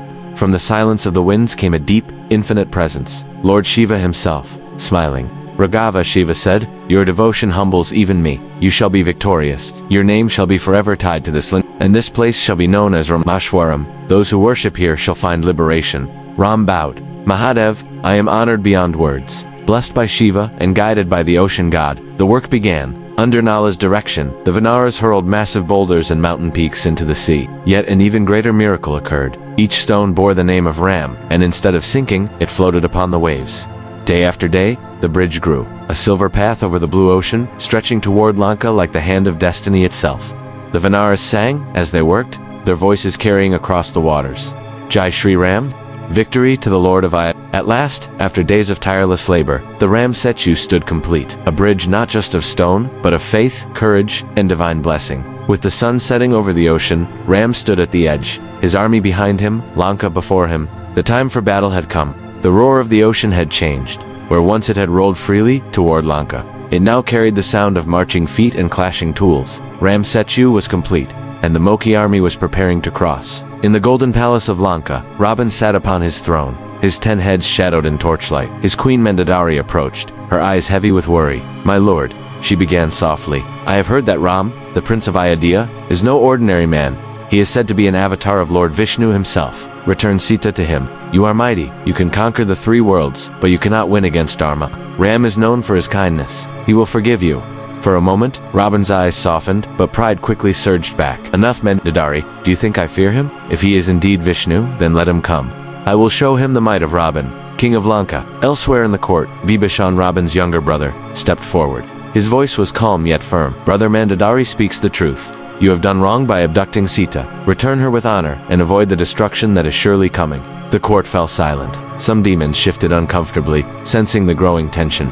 Raaban's eyes burned like molten gold. Vibheeshan, he hissed. Are you here to advise me, or betray me? Your words reek of cowardice. I speak not out of fear, Vibheeshan replied, but out of wisdom. The path you walk will bring ruin to Lanka. Even now, Ram's army has crossed the ocean by a bridge of stone. A miracle. This is no ordinary enemy. But Raaban slammed his fist into the throne armrest. Enough. If you are not with me, you are against me. Leave my sight, Vibheeshan, and never return. I cast you out of Lanka, the court gasped. Mandodari lowered her head in despair. Vibheeshan bowed, not in defeat but in dignity, and turned to leave. Then I shall go to Ram. I will stand with Dharma, not at Dharma. Meanwhile, before Vibheeshan could reach Ram, Raaban summoned a group of trusted spies. Go to the Moki camp, see how they prepare for war. Learn their strengths and weaknesses, and bring me word. The spies, skilled in disguise, slipped through the night toward the southern shore. At the Vanara camp, Ram was receiving reports from Sugriva and Hanuman when the guards brought forward Vibheeshan. The Vanaras were wary. A Rakshasa approaching from Lanka was no friend in their eyes. Sugriva whispered to Ram, My lord, this could be a trap. Let us not trust him so as— But Ram looked upon Vibheeshan and saw not deceit, but truth shining in his eyes. Speak, noble one, Ram said gently. Vibheeshan bowed deeply. I am the brother of Raaban. But unlike him, I value Dharma. I have come to warn you. My brother will never return Sita willingly. War is inevitable. I have left his kingdom, for I will not be party to his sin. Accept me, O Ram, and I shall serve you with all my strength. Sugriva frowned. How can we trust the blood of Raaban? Ram smiled. A man's worth is not decided by his family, but by his deeds. Vibheeshan speaks truth, and truth is the root of Dharma. From this day, he is under my protection. Whoever threatens him, threatens me. Then, in a rare moment of public declaration, Ram turned to the entire Moki army. Hear me. When Lanka falls, Vibheeshan shall be crowned king, for he has chosen righteousness over kinship, and such a man deserves honor. The Moki army cheered, and Hanuman clasped Vibhishan's hand in friendship. Before the army began its march, Ram wished to sanctify this alliance. On the shore, with the waves lapping gently, Ram had Vibhishan seated upon a golden seat, with the chants of Vedic mantras echoing across the ocean. Ram himself performed Vibhishan's abhishek, bathing him in pure ocean water, symbolizing the cleansing of all past bonds with evil. From that moment, the two men were bound, not just as allies, but as brothers in the cause of Dharma. Next, the army prepared to cross the bridge. Drums thundered, conchs sounded, and the air was thick with anticipation. On the other side, Lanka's fate waited, and so did the wrath of Raaban. The sun blazed high over the shimmering waters as the Moki army stepped onto Ram's sea. The stones inscribed, with Ram floated as if the ocean itself bowed to their mission. Drums thundered across the shore, conchs echoed like a call from the heavens, and every soldier's eyes burned with purpose. On the other side, Lanka's golden spires glinted in the distance, but beneath the beauty, darkness brewed. The spies returned to Raaban. In Raaban's court, his spies fell to their knees, breathless from their journey. "My lord," one reported, "their army is vast. Tens of thousands of Moki and bears, led by Sugriva, Hanuman, and Yambhavan. Their leader, Ram, is calm but resolute. They march across a bridge of stone that floats, a miracle no mortal could achieve." Raaban's face darkened. "So, they dare to bring war to Lanka. If they think a bridge will bring them victory, they are fools." But deep inside, a sliver of unease stirred in him. Ram's last offer of peace, meanwhile, on the southern shore of Lanka, Ram stood watching the city across the water. "Even now," he said to Sugriva and Vibheeshan, "I do not wish for needless bloodshed. A war will claim countless lives. Let us give Raaban one last chance to return Sita and end this without violence." He turned to Angad, the son of Bali. "Angad, you are strong, fearless, and noble. Go to Raaban's court as my messenger. Tell him that if he returns Sita and seeks forgiveness, no harm will come to him or Lanka. But if he refuses, then the ocean he sees before him will turn red with the blood of battle." Angad bowed. "It will be done, my lord." Raaban tries to tempt When Angad entered the golden court of Lanka, Raaban laughed. "So, the son of Bali dares to come into my hall. Tell me, boy, why do you serve the man who killed your father?" Ram shot him from hiding. "I could give you more honor. Join me, and I will make you king of Kishkinda. Serve me, and you shall have wealth beyond measure." The court murmured, watching the young Moki's reaction, but Angad's voice was steady as stone. "My father Bali was a great warrior, but he also committed wrongs. He took my uncle's wife and ruled with arrogance. Ram punished him as per the laws of I do not serve out of fear, Raaban, I serve out of honor."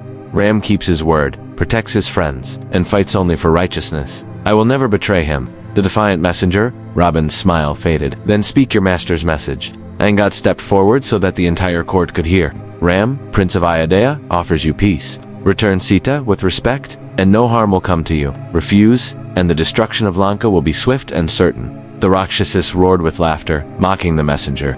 Raaban's eyes burned with fury. "Tell your master," Raaban said coldly, "that Raaban bows to no man, not even Vishnu himself. War is the only answer." Angad turned without fear. "So be it. The doom you invite will be your own. Return to Ram's camp." When Angad returned, Ram listened silently. His eyes reflected no anger, only resolve. "He has chosen war," Ram said softly.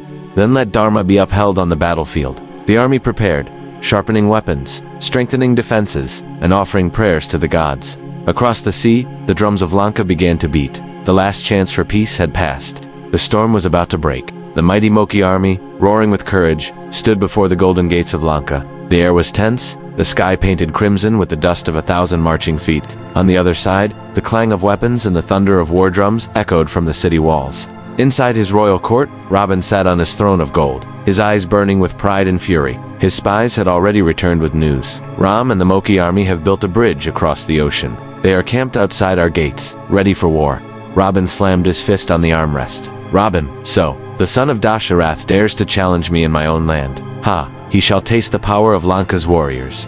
Send Prahasta to crush them." Prahasta, Raaban's trusted general, stepped forward, a towering Rakshasa with armor black as night. "Prahasta, my lord, I will not just defeat them, I will bring Ram's head to your feet." Raaban nodded with a cruel smile. "Raaban, go. Show them that no mortal, not even an avatar, can stand before the might of Lanka." The battlefield, the gates of Lanka groaned open, and Prahasta marched out, leading a sea of Rakshasas. He spotted Sugriv, standing proudly at the front of the Moki army.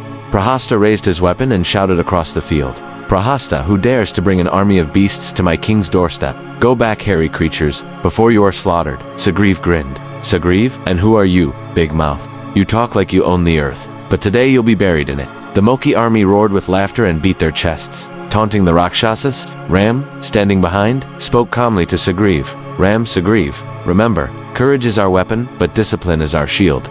Let them attack first." The fight begins. Prahasta charged forward, swinging his mace, crushing the ground beneath him. Mokis leaped into the air, hurling trees, boulders, and mountainsides at the Rakshasa army. Angada, Hanuman, and Nala fought fiercely, leaping over enemy lines, smashing chariots, and sending Rakshasas flying. Prahasta fought like a storm, but the Moki army's numbers and speed began to overwhelm him.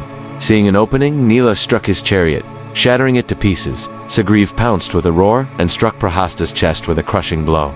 The mighty general fell to the ground, his armor shattered, his eyes wide with disbelief. Prahasta, how can beasts defeat me? Sugriv growled. Sugriv, because our hearts are loyal, and yours is chained to pride. Prahasta fell lifeless. The remaining Rakshasas fled back into the gates of Lanka, the first taste of defeat bitter in their mouths. Inside Lanka's court, when the news reached Raaban, his eyes narrowed. Raaban, so, the first blood is theirs. This war will not be short. They will regret stepping into Lanka. He turned to his commanders, planning the next assault, this time, with deadlier warriors. The defeat of Prahasta echoed through the streets of Lanka like a bad omen. The people whispered in fear, and even the bravest soldiers avoided Raaban's gaze. In his royal court, Raaban paced like a caged lion. His golden crown glimmered in the torchlight, but his face was dark with rage. Raaban Prahasta was a seasoned general, yet these Mokis tore through him like dry leaves in the wind. It seems I must send someone with the blood of Lanka's royal house, someone who will make these invaders tremble. From the shadows stepped Akshay Kumara, the young and valiant prince, Raaban's own son. His eyes were bright with youthful pride, his armor polished like the rising sun. Akshay Kumara, father, allow me to lead the next attack. I swear by the throne of Lanka, I will not return without the heads of Ram and Sugriv. Raaban smiled with a strange mix of pride and arrogance. Raaban, my son, you are the jewel of my lineage. Go, show them the strength that flows in the veins of Raaban's blood. But remember, these enemies are not ordinary. Do not underestimate them. Mandodari, Raaban's queen and Akshay Kumara's mother, stepped forward, worry clouding her face. Mandodari, my child, the battlefield is no place for haste. These are not mere mortals. Ram is the protector of Dharma, and Hanuman is no ordinary Moki. Please let others go first. Akshay Kumara bowed to her respectfully. Akshay Kumara, mother, honor demands that I fight for Lanka. I will return victorious. The battle begins, the gates of Lanka swung open again, and Akshay Kumara rode out on a chariot drawn by 8 black horses, his banner fluttering in the wind. Across the battlefield, Hanuman stood at the front of the Moki army, arms folded, watching the young prince approach. Akshay Kumara shouting, so you are the great Hanuman I've heard of, the one who dares set fire to Lanka's pride. Today, your tale will end here. Hanuman smiled faintly. Hanuman, child, your courage is admirable, but your anger blinds you. Return to your palace. I have no wish to harm one so young. Akshay Kumara's eyes blazed. Akshay Kumara, spare me your mercy. Let's see if your fists are as strong as your words. He spurred his horses forward, raining arrows upon Hanuman. The Moki army ducked and scattered, but Hanuman stood unmoved, the shafts bouncing harmlessly off his body. Akshay Kumara leaped from his chariot with sword in hand, striking at Hanuman with speed and skill. The two clashed fiercely, steel against strength. Hanuman blocked each blow effortlessly, but his patience was wearing thin. Hanuman, young prince, I warned you. Now you leave me no choice. With a single leap, Hanuman soared into the air, landed behind Akshay Kumara, and struck him with the flat of his palm. A blow like thunder. The prince fell to his knees, blood on his lips. Akshay Kumara gasping. So this is the strength of the Mokis. Tell my mother, I fought with honor. Hanuman's expression softened. He bowed his head in respect before gently laying the prince on the ground. News in Lanka, when the soldiers returned with the body of Akshay Kumara, Mandodari's wail echoed through the palace. She clung to her son, tears staining his armor. Mandodari, Raaban, how many more sons will you lose before you end this madness? But Raaban's jaw tightened, and his voice was cold. Raaban, this is war. The enemy will pay for every drop of royal blood they spill. The Moki army camp. Morning before battle, the sound of conch shells echoed across the ocean breeze. The Moki army stood ready. On the other side, the gates of Lanka opened slowly. Raaban's war council had decided. Today, his greatest son Indrajit would enter the battlefield.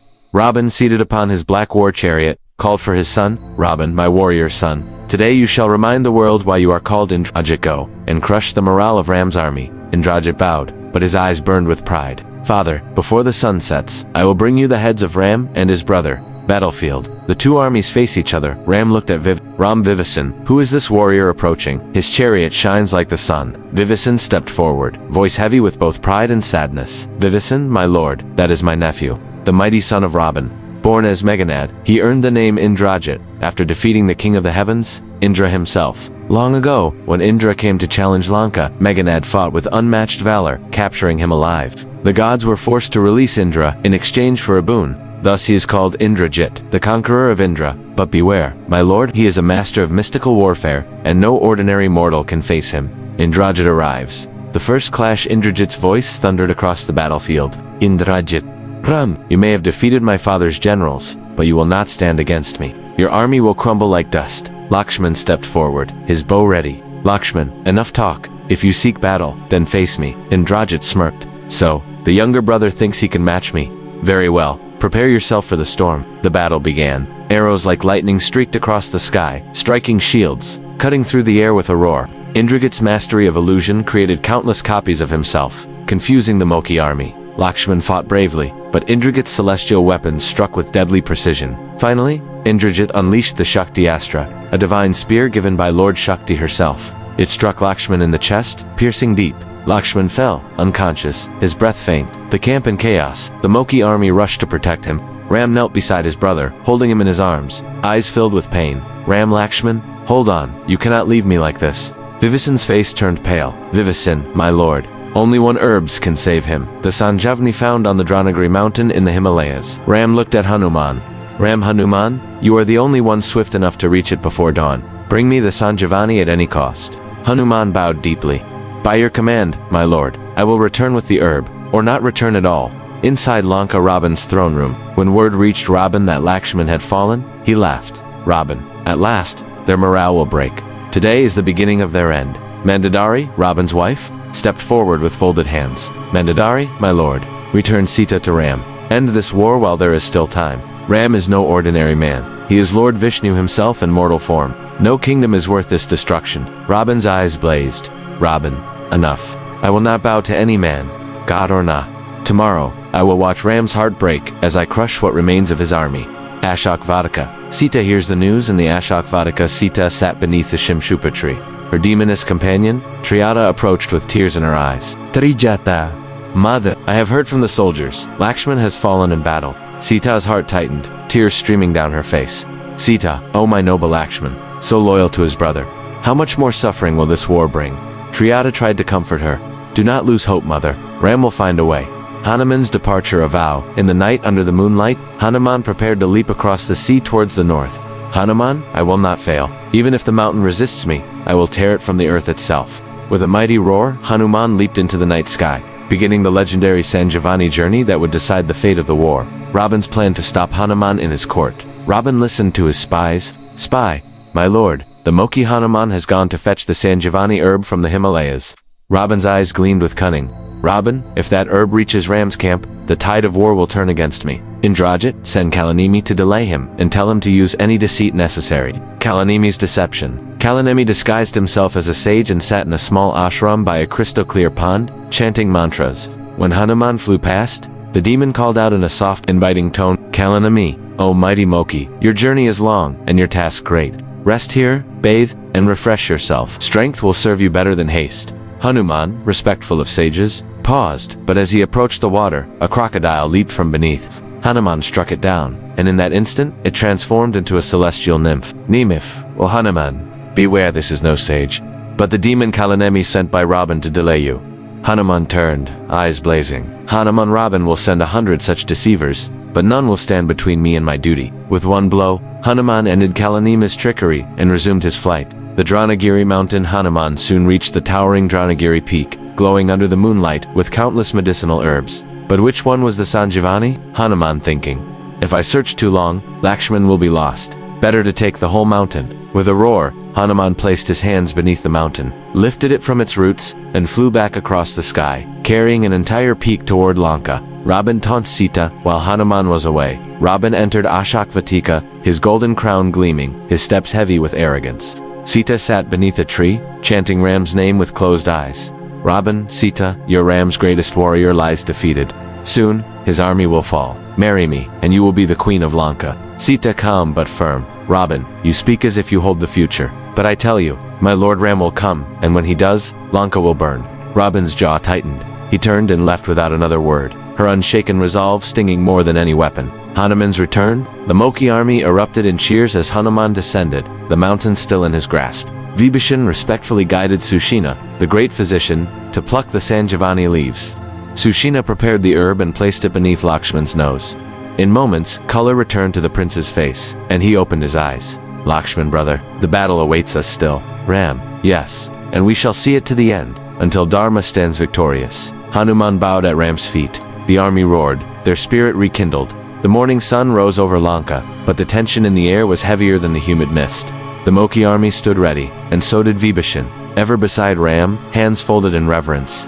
Lakshman, now restored by the Sanjivani, came forward. Lakshman Prabhu, I was struck down once by Indrajit, but today I will not rest until his bow lies broken. Ram softly, but with the authority of divinity. Go, my brother. Fight with the courage of Dharma itself. Vibheeshan will guide you. He knows the ways of Lanka and the hearts of its warriors. The battlefield, Lakshman versus Indrajit. As the conch sounded, Indrajit emerged from the shadows, his golden armor gleaming, his chariot drawn by black horses, Indrajit mocking. So, the wounded prince rises again. Do you think Sanjivani can save you twice? Vibheeshan stepped forward before the fight began, calling out, Indrajit, hear me. Once you were blessed, but you have used your strength for Adharma. You defeated even the king of heaven, Indra, and earned the name Indrajit. But today, your pride will fall at the hands of Lakshman, Indrajit, and you, my uncle, betrayed your own blood. Today, I will end your ally before your eyes. The battle exploded. Arrows flew like streams of fire. The clash of bows echoed across Lanka. Indrajit's celestial weapons blazed in the sky, but Lakshman, steady and unshaken, countered each strike. Finally, with a cry to Lord Ram, Lakshman's arrow pierced Indrajit's chest. The prince of Lanka fell, his last breath leaving him with disbelief in his eyes. Vibheeshan turned to Ram with folded hands. Prabhu, this is a great blow to Raaban's pride, but he still has a warrior whose strength equals mountains. My brother Kumbhakarna, the story of the three brothers that night. Ram's camp gathered as Vibheeshan began to speak of their past. Vibheeshan, we three, Raaban, Kumbhakarna and I, once devoted ourselves to penance, standing in the scorching sun, the freezing wind, and the rains for thousands of years to please Lord Brahma. Finally, Brahma appeared and offered us boon. So Raaban asked for power over gods, demons, and mortals. But in his pride, he forgot to ask protection from humans. And so fate was sealed. I asked only for the path of righteousness, for my heart knew power without Dharma leads to ruin. But Kumbhakarna, he was mighty and fearless, but not always wise. As he prepared to ask for Indrasana, the throne of heaven, Devi Saraswati, the request of the gods, entered his tongue. Instead of Indrasana, he said Nidrasana, the seat of sleep. The Moki army chuckled softly at the strange twist, but Vibheeshan's voice grew heavy, and so Brahma granted him sleep for 6 months at a time, waking only for 1 day to eat before sleeping again. Kumbhakarna cried out when he realized the mistake, and I too pleaded with Brahma. Out of mercy, Brahma gave him immense strength during his waking day, so no one could stand before him. The awakening of Kumbhakarna in Lanka. Raaban stood over his sleeping giant of a brother. The palace shook as drums thundered and elephants pulled at chains to rouse him. Slowly, Kumbhakarna's eyes opened. His first words were calm, deep like a mountain rumble. Brother, why have you woken me? My time of sleep is not yet over. Raaban, Indrajit, has fallen. Lanka needs you. Fight for our blood, for our honor. Kumbhakarna sighed heavily. Brother, I warned you about stealing Sita, but you are my elder, and I am bound to serve you. I will fight not for Adharma, but because you are my kin. Raaban smiled grimly. That is all I ask. Kumbhakarna's march to war. The ground trembled as Kumbhakarna stepped onto the battlefield, a towering wall of muscle and armor, a massive spear in his hand. Vibheeshan turned to Ram, bowing. Prabhu, this is Kumbhakarna, son of Vishrava, my brother, unmatched in raw strength. He is no ordinary foe. Even the gods fear his charge. Ram calmly. If his heart still holds even a spark of righteousness, perhaps he will find peace today. The Moki army prepared for one of the greatest battles they would ever see. The dawn was still dark when the sound came, a low, earth-shaking thud with each step. The Moki army looked toward the gates of Lanka, and there he was. Kumbhakarna, towering like a moving mountain, his armor glinting, his massive spear resting on one shoulder. Vibheeshan stepped closer to Ram, folding his hands. Prabhu, this is my brother, but not like Raaban. In his heart, he knows truth, yet he walks this path out of loyalty to his blood. Ram nodded. Vibheeshan, even an enemy deserves honor if his heart holds sincerity. Today, I will face him as a warrior, not as a sinner. Kumbhakarna speaks to Ram. As Kumbhakarna approached, the Moki army parted in fear. The giant stopped before Ram, lowering his weapon slightly. Ram, son of Dasharath, I know you fight for righteousness, but I am bound by my duty as a brother. Forgive me, for today I must oppose you. Ram Kumbhakarna, you are mighty in strength, but greater still is the courage to choose the path of Dharma. Even now, you may lay down arms. Kumbhakarna shook his head slowly. I will not raise my hand against you in malice, Ram, but I will fight, as is my role. If I fall, let it be by your hand alone. The clash begins. The battle roared to life.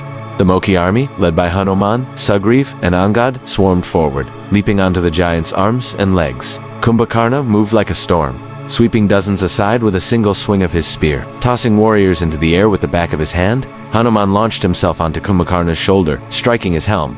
Hanuman, even a mountain can fall. O giant, Kumbhakarna smiled faintly, but it takes more than wind to break stone. Ozan of the wind. He grabbed Hanuman and hurled him aside, but Hanuman landed on his feet, roaring back into the fight. Ram enters the field. Seeing the Moki army falter, Ram stepped forward, his bow shining with divine light. Arrows rained from his hand, striking Kumbhakarna's armor with thunderous clangs. Kumbhakarna advanced, absorbing each blow, until one arrow pierced his chest. He staggered but did not fall. Kumbhakarna, breathing heavily, Ram, I see now. This war is the end of Lanka's pride. My brother has sealed his fate. Ram drew the arrow of Brahma, chanting the sacred mantra. The weapon flew like a streak of the sun, striking true. The giant collapsed, his massive form shaking the earth. In his last breath, he gazed at Ram. Bless me, O Ram, that I may be freed from the burden of wrong loyalty in my next birth. Ram softly, may your soul find the peace of Dharma. Lanka mourned the fall of its greatest warrior, but in Ram's camp there was no joy, only the solemn knowledge that one more step had been taken toward the final confrontation with Raaban. The fires of war burned across the battlefield. The sky over Lanka was darkened by smoke from the pyres of countless fallen warriors. The ground shook with the sound of the Moki army preparing for their final assault. Inside the golden palace of Lanka, Raaban sat on his throne, face carved in rage. His eyes blazed like molten fire as he gripped his sword. The news of Kumbhakarna's fall had reached him, and now, his pride was wounded more than his army. Mandodari, Raaban's queen, entered the royal court. Her eyes were filled with sorrow, yet her voice was calm. Mandodari, my lord, you have fought with the might of the heavens themselves. Yet your enemies grow stronger. You still have a path that will save Lanka. Return Sita to her lord. Sri Ram is dharmic. He will forgive you. Raaban slammed his fist on the throne. Raaban, forgive me. Should I bow to a mere human prince? Even if he is Vishnu himself, I will not bend. I am Raaban, conqueror of worlds. From the corner of the court, Vibheeshan stepped forward. Vibheeshan, brother, this is not weakness. To bow to Dharma is the highest strength. Give up Sita and live with honor. Raaban's voice thundered through the hall. Raaban, enough. You have betrayed me already by standing with my enemy. If you were not my blood, I would end you where you stand. He turned to his generals. Prepare the army. Tomorrow, I myself will ride into battle. The world will know that Raaban never feared any god or man.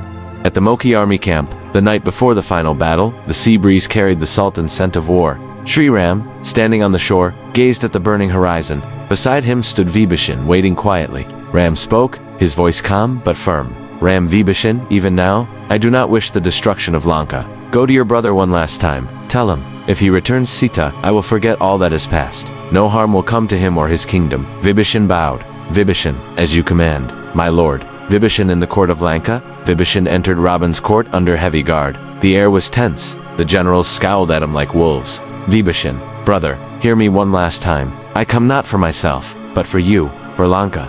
Ram sends this message. Return Sita with honor, and not a single arrow will be fired at your city. All will be forgiven. Raaban rose from his throne, his laughter sharp and cruel. Raaban, tell your precious Ram, if he wishes Sita, he must take her from my cold, dead hands. The court erupted in cheers of arrogance. Vibheeshan sighed, bowed low, and said softly, Vibheeshan, then the son of Lanka will set tomorrow. Forever. Raaban's final spy mission that night. Raaban summoned one of his cunning agents. Raaban, go to Ram's camp disguised. See how they prepare for war. Bring me every detail. The strength of their lines, the courage in their eyes. The spy melted into the shadows, leaving the golden palace for the enemy camp. But when he returned and reported the unshakable discipline of Ram's forces, Raaban only smiled grimly. Raaban, good, let them be ready. Their fall will be all the sweeter. At dawn, the conch shells would sound, two armies would face each other for the last time, and Raaban's fate, sealed by his own pride, would march toward him like the tide. The morning sky above Lanka was painted crimson, as if the heavens themselves knew that this was the day blood would be shed to decide the fate of the world. The sound of conch shells and war drums echoed across the battlefield. In the center, two mighty chariots faced each other, one carrying Sri Ram, the other bearing the towering form of Raaban, king of Lanka. The Moki army and the demon legions stood still, their roars silenced by the weight of the moment. Raaban, his voice deep, mocking, Ram of Ayodhya, at last, you stand before me. You have crossed seas, destroyed my armies, and yet here you are, still a mortal man. Do you truly think you can kill me, the conqueror of gods, the terror of worlds? Ram calm but resolute. Raaban, I have not come here for conquest. I have come for Dharma. You have stolen my Sita, insulted the sanctity of marriage, and brought ruin to your own soul. Even now, I offer you this chance. Return her with honor, bow to righteousness, and I shall forgive all that has passed. A silence fell. Even the wind seemed to pause. Raaban, laughing thunderously, forgive me. You dare speak as if you are my superior. She will never leave Lanka unless she walks over your corpse. And as for forgiveness, I am Raaban, and I kneel to no one, not even the gods. From Ram's chariot, Vibheeshan stepped forward, his hands folded. Brother, listen to reason. This is not just Ram you fight, this is Narayan himself, protector of the universe. Your pride will be your destruction. Raaban snarling. Traitor, you have no right to speak to me. Today, I shall kill your so-called god and let you watch his fall. Ram's eyes softened with pity. Ram, then let destiny decide. Come, King of Lanka, fight me with all your strength. The first exchange. With a roar, Raaban's chariot surged forward. The battlefield trembled under the speed of his horses. Ram lifted his bow, the kodanda, and the first divine arrow blazed into the sky, meeting Raaban's spear midair with a deafening explosion. The two warriors circled, loosing weapon after weapon, celestial arrows that shone like suns, spears wrapped in flame, and missiles that roared like thunderclouds. Each was met and shattered by the other. The Moki army cheered Ram's every strike, while the demons howled for their king. Arrow met arrow, weapon met weapon, and the clash of their power shook the mountains and split the sky. By the day's end, neither had gained the upper hand. But the battlefield knew, tomorrow, the fight would be fiercer, and only one would walk away alive. The second day's sun blazed over Lanka, casting golden fire upon the battlefield. The Moki army stood ready, while the demon legions beat their drums like thunder. At the center, Sri Ram and Raaban faced each other once more, Raaban grinning with bloodlust. Ram, today, you die. No more mercy, no more talk. Let my arrows be your last sunrise. Ram come drawing his bow. Raaban, my offer for peace still stood yesterday. You refused. Now, let the judgment of Dharma decide your fate. With a roar, Raaban unleashed a volley of arrows, each one tipped with venom and flames. Ram's hands moved faster than sight, releasing counter arrows that split them mid-flight. The ground shook with every impact. Lightning seemed to dance in the air from the collision of divine astras. The first strike, Ram drew a blazing arrow infused with the power of Agni, the fire god, and shot directly at Raaban's head. It struck true. One of Raaban's 10 heads was severed in a burst of flame. The Moki army erupted in cheers, but their victory cries died instantly. Before their eyes, another head grew in its place, as if nothing had happened. The endless battle. Again and again, Ram severed Raaban's heads, 2, 5, even 8 at a time. But each time, they grew back, whole and unhurt. Hours passed, the battlefield a storm of arrows and rage. Even Lakshman whispered to Vibheeshan, Lanka's king is like no warrior I have seen. His life is endless. Brother's arrows strike true, yet he does not fall. Vibheeshan, stepping forward, shouting to Ram, do not waste your arrows on his heads. Raaban's life force is not there. Long ago, he performed penance to Brahma and was granted a boon. His nectar of immortality rests hidden deep within his chest, just above his navel. Only a divine arrow, blessed to pierce that spot, can kill him. Brahma's eyes narrowed. He drew the bow kodanda once more, but this time he closed his eyes in prayer. Ram whispering, Vagashyamuni, Ularji Mahadevi Vishnu Vidimi, guide this arrow to end the evil that has drowned the world in sorrow. From the heavens, the gods watched in silence, for the next strike would decide the war. The battlefield had grown silent. Even the clang of weapons had ceased, as if the very air was holding its breath. Raaban panting, yet still defiant. So, Ram, you think you have found my weakness? Come then. Show me if your bow can strike the heart of a king who has conquered gods. Ram's steady voice. A king who has conquered gods but lost his own soul is no king. Raaban, you were blessed with greatness, but your arrogance turned it to poison. The breaking of the chariot Ram's first shot was not at Raaban's chest. Instead, he aimed at the wheels of Raaban's golden chariot. With a mighty twang, the arrow shattered both wheels. The chariot collapsed in the dust. Another arrow snapped the bow in Raaban's hand. A third killed his charioteer. Now Raaban stood alone, on foot, facing Ram. Even now, I offer you a final chance. Return Sita, surrender your pride, and live. Raaban raising his remaining weapons. Never. If death comes today, let it be in battle. The fatal arrow. Ram placed a divine arrow on his bow, the Brahmastra taught to him by sage Agastya. He whispered a prayer to Lord Shiva and Lord Vishnu. The bow bent like the arc of the heavens. The air trembled. The gods leaned forward to watch. With one mighty release, twang, the arrow flew like lightning and struck Raaban in the chest, exactly where the nectar of immortality was hidden. There was a blinding flash. Raaban's eyes widened, his 10 heads letting out a final, echoing roar. His towering form trembled, then collapsed to the earth with a sound like a falling mountain. The last breath, silence. Vibheeshan stood frozen, tears in his eyes. Ram turned to Lakshman. Ram, go, brother. Raaban was a learned man. In his last moments, he may yet share wisdom worth hearing. Lakshman approached the fallen king, standing respectfully at his feet. Lakshman, Raaban, the war is over? Yet my brother sends me to learn from you, for even an enemy may hold truth in his heart. Raaban, voice faint, but steady. Listen well, Lakshman, do not let arrogance blind your wisdom. I had the world at my feet, kingdoms, riches, power beyond measure, but I let desire rule my heart. I ignored wise counsel, insulted friends, and made Dharma my enemy. In the end, my strength could not save me from my own pride. Rule with humility, and remember, the mightiest fall not by the sword, but by the weight of their own ego. With that, Raaban closed his eyes, whispering softly Shri Ram, and breathed his last. The battlefield of Lanka had fallen silent. Raaban was no more, and Dharma had triumphed. But before returning to Ayodhya, Ram turned to Vibheeshan and spoke in a steady voice. Ram, bring Sita from Ashok Vatika. Let her come here before the army and the gods. The soldiers and the Moki army looked at each other in confusion. Soon, Sita arrived, her eyes shining with devotion, her face calm despite all she had endured. She looked upon Ram with joy, expecting his embrace. But Ram's words struck like a thunderbolt. Ram firm, before all, Devi, I have rescued you from the clutches of Raaban, fulfilling my vow, but you have lived in another man's house for many months. I do not doubt you. Yet as king of I must ensure that no shadow of dishonor can fall upon my throne. Before all, you shall pass through Agni Dev's fire, and let the flames themselves declare your purity to the world. Lakshman's protest? Lakshman stepped forward, anger and disbelief in his eyes. Lakshman, brother, how can you say this? She is our mother. Even if all the worlds doubt her, I will never doubt her. I will not lead her to such a trial. Ram gently but firmly. Lakshman, listen. I do not speak as only her husband, I speak as king. In private, my heart knows she is pure as the sacred Ganga, but a ruler lives under the gaze of all people. If even a whisper of suspicion remains, it will wound the honor of our queen and our kingdom for all time. This fire is not to test her truth, it is to silence false tongues forever. Lakshman still pained. But brother, to see her step into fire, it feels like doubting her. Ram, not doubt, Lakshman duty. If her truth is placed before the gods, even our enemies will bow to it. Now, my brother, fulfill this as your king commands.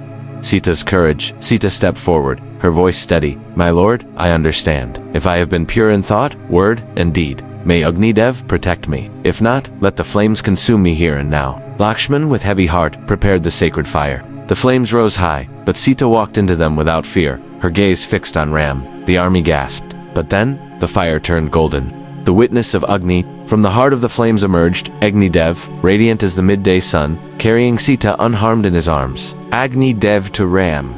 Uhagunandan Sita is pure beyond all measure. No thought of another man has ever touched her heart. She is worthy to stand beside you as the queen of Ayodhya. Accept her without hesitation.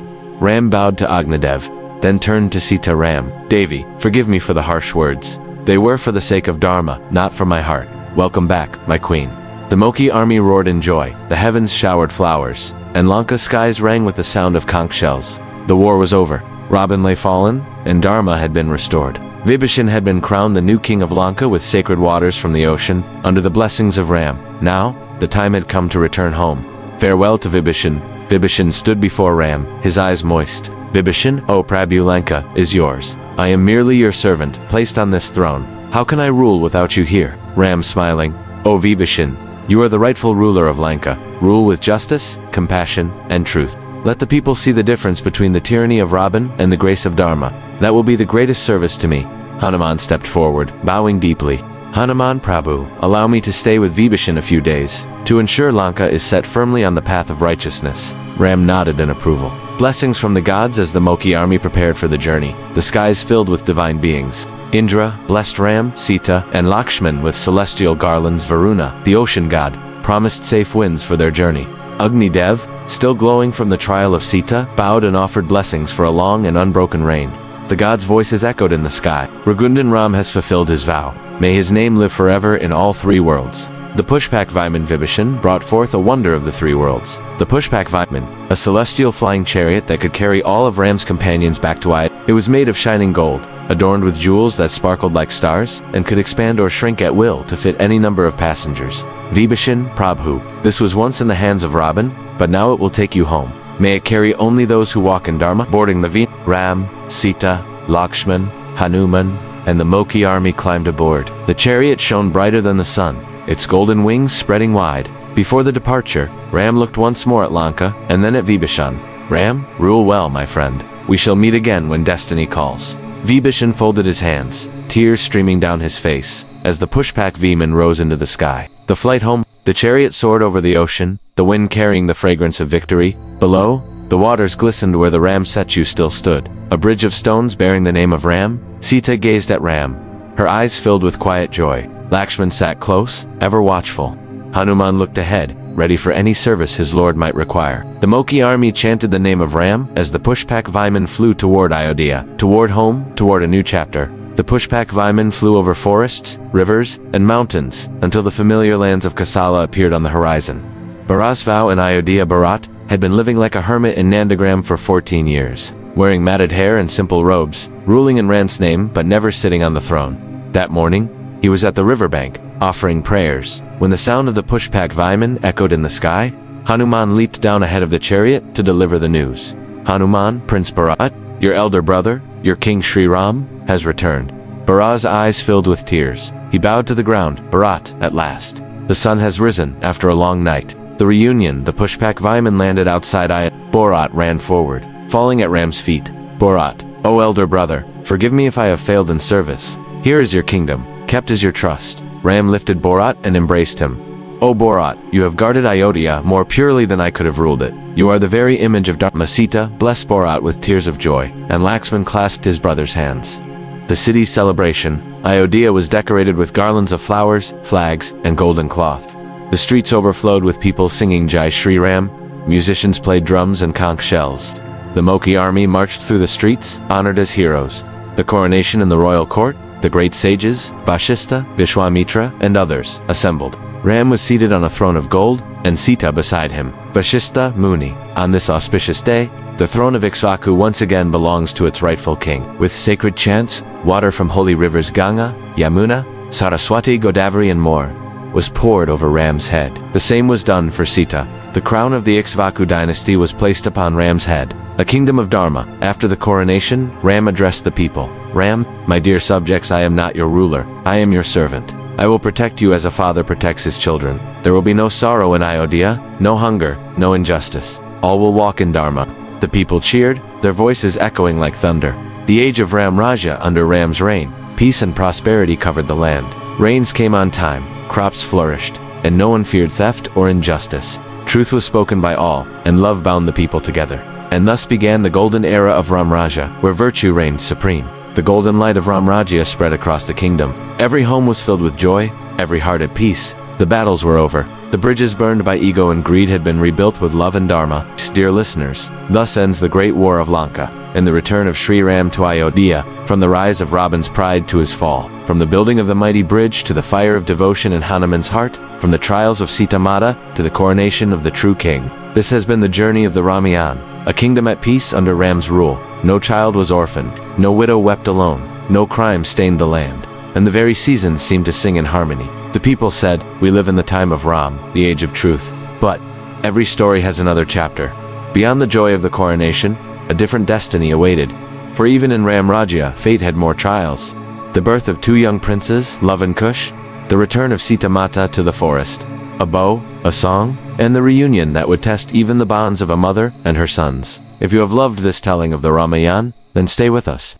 For one day, we shall tell the story of Love and Kush, and how they sang the Ramayana to the very one it was about.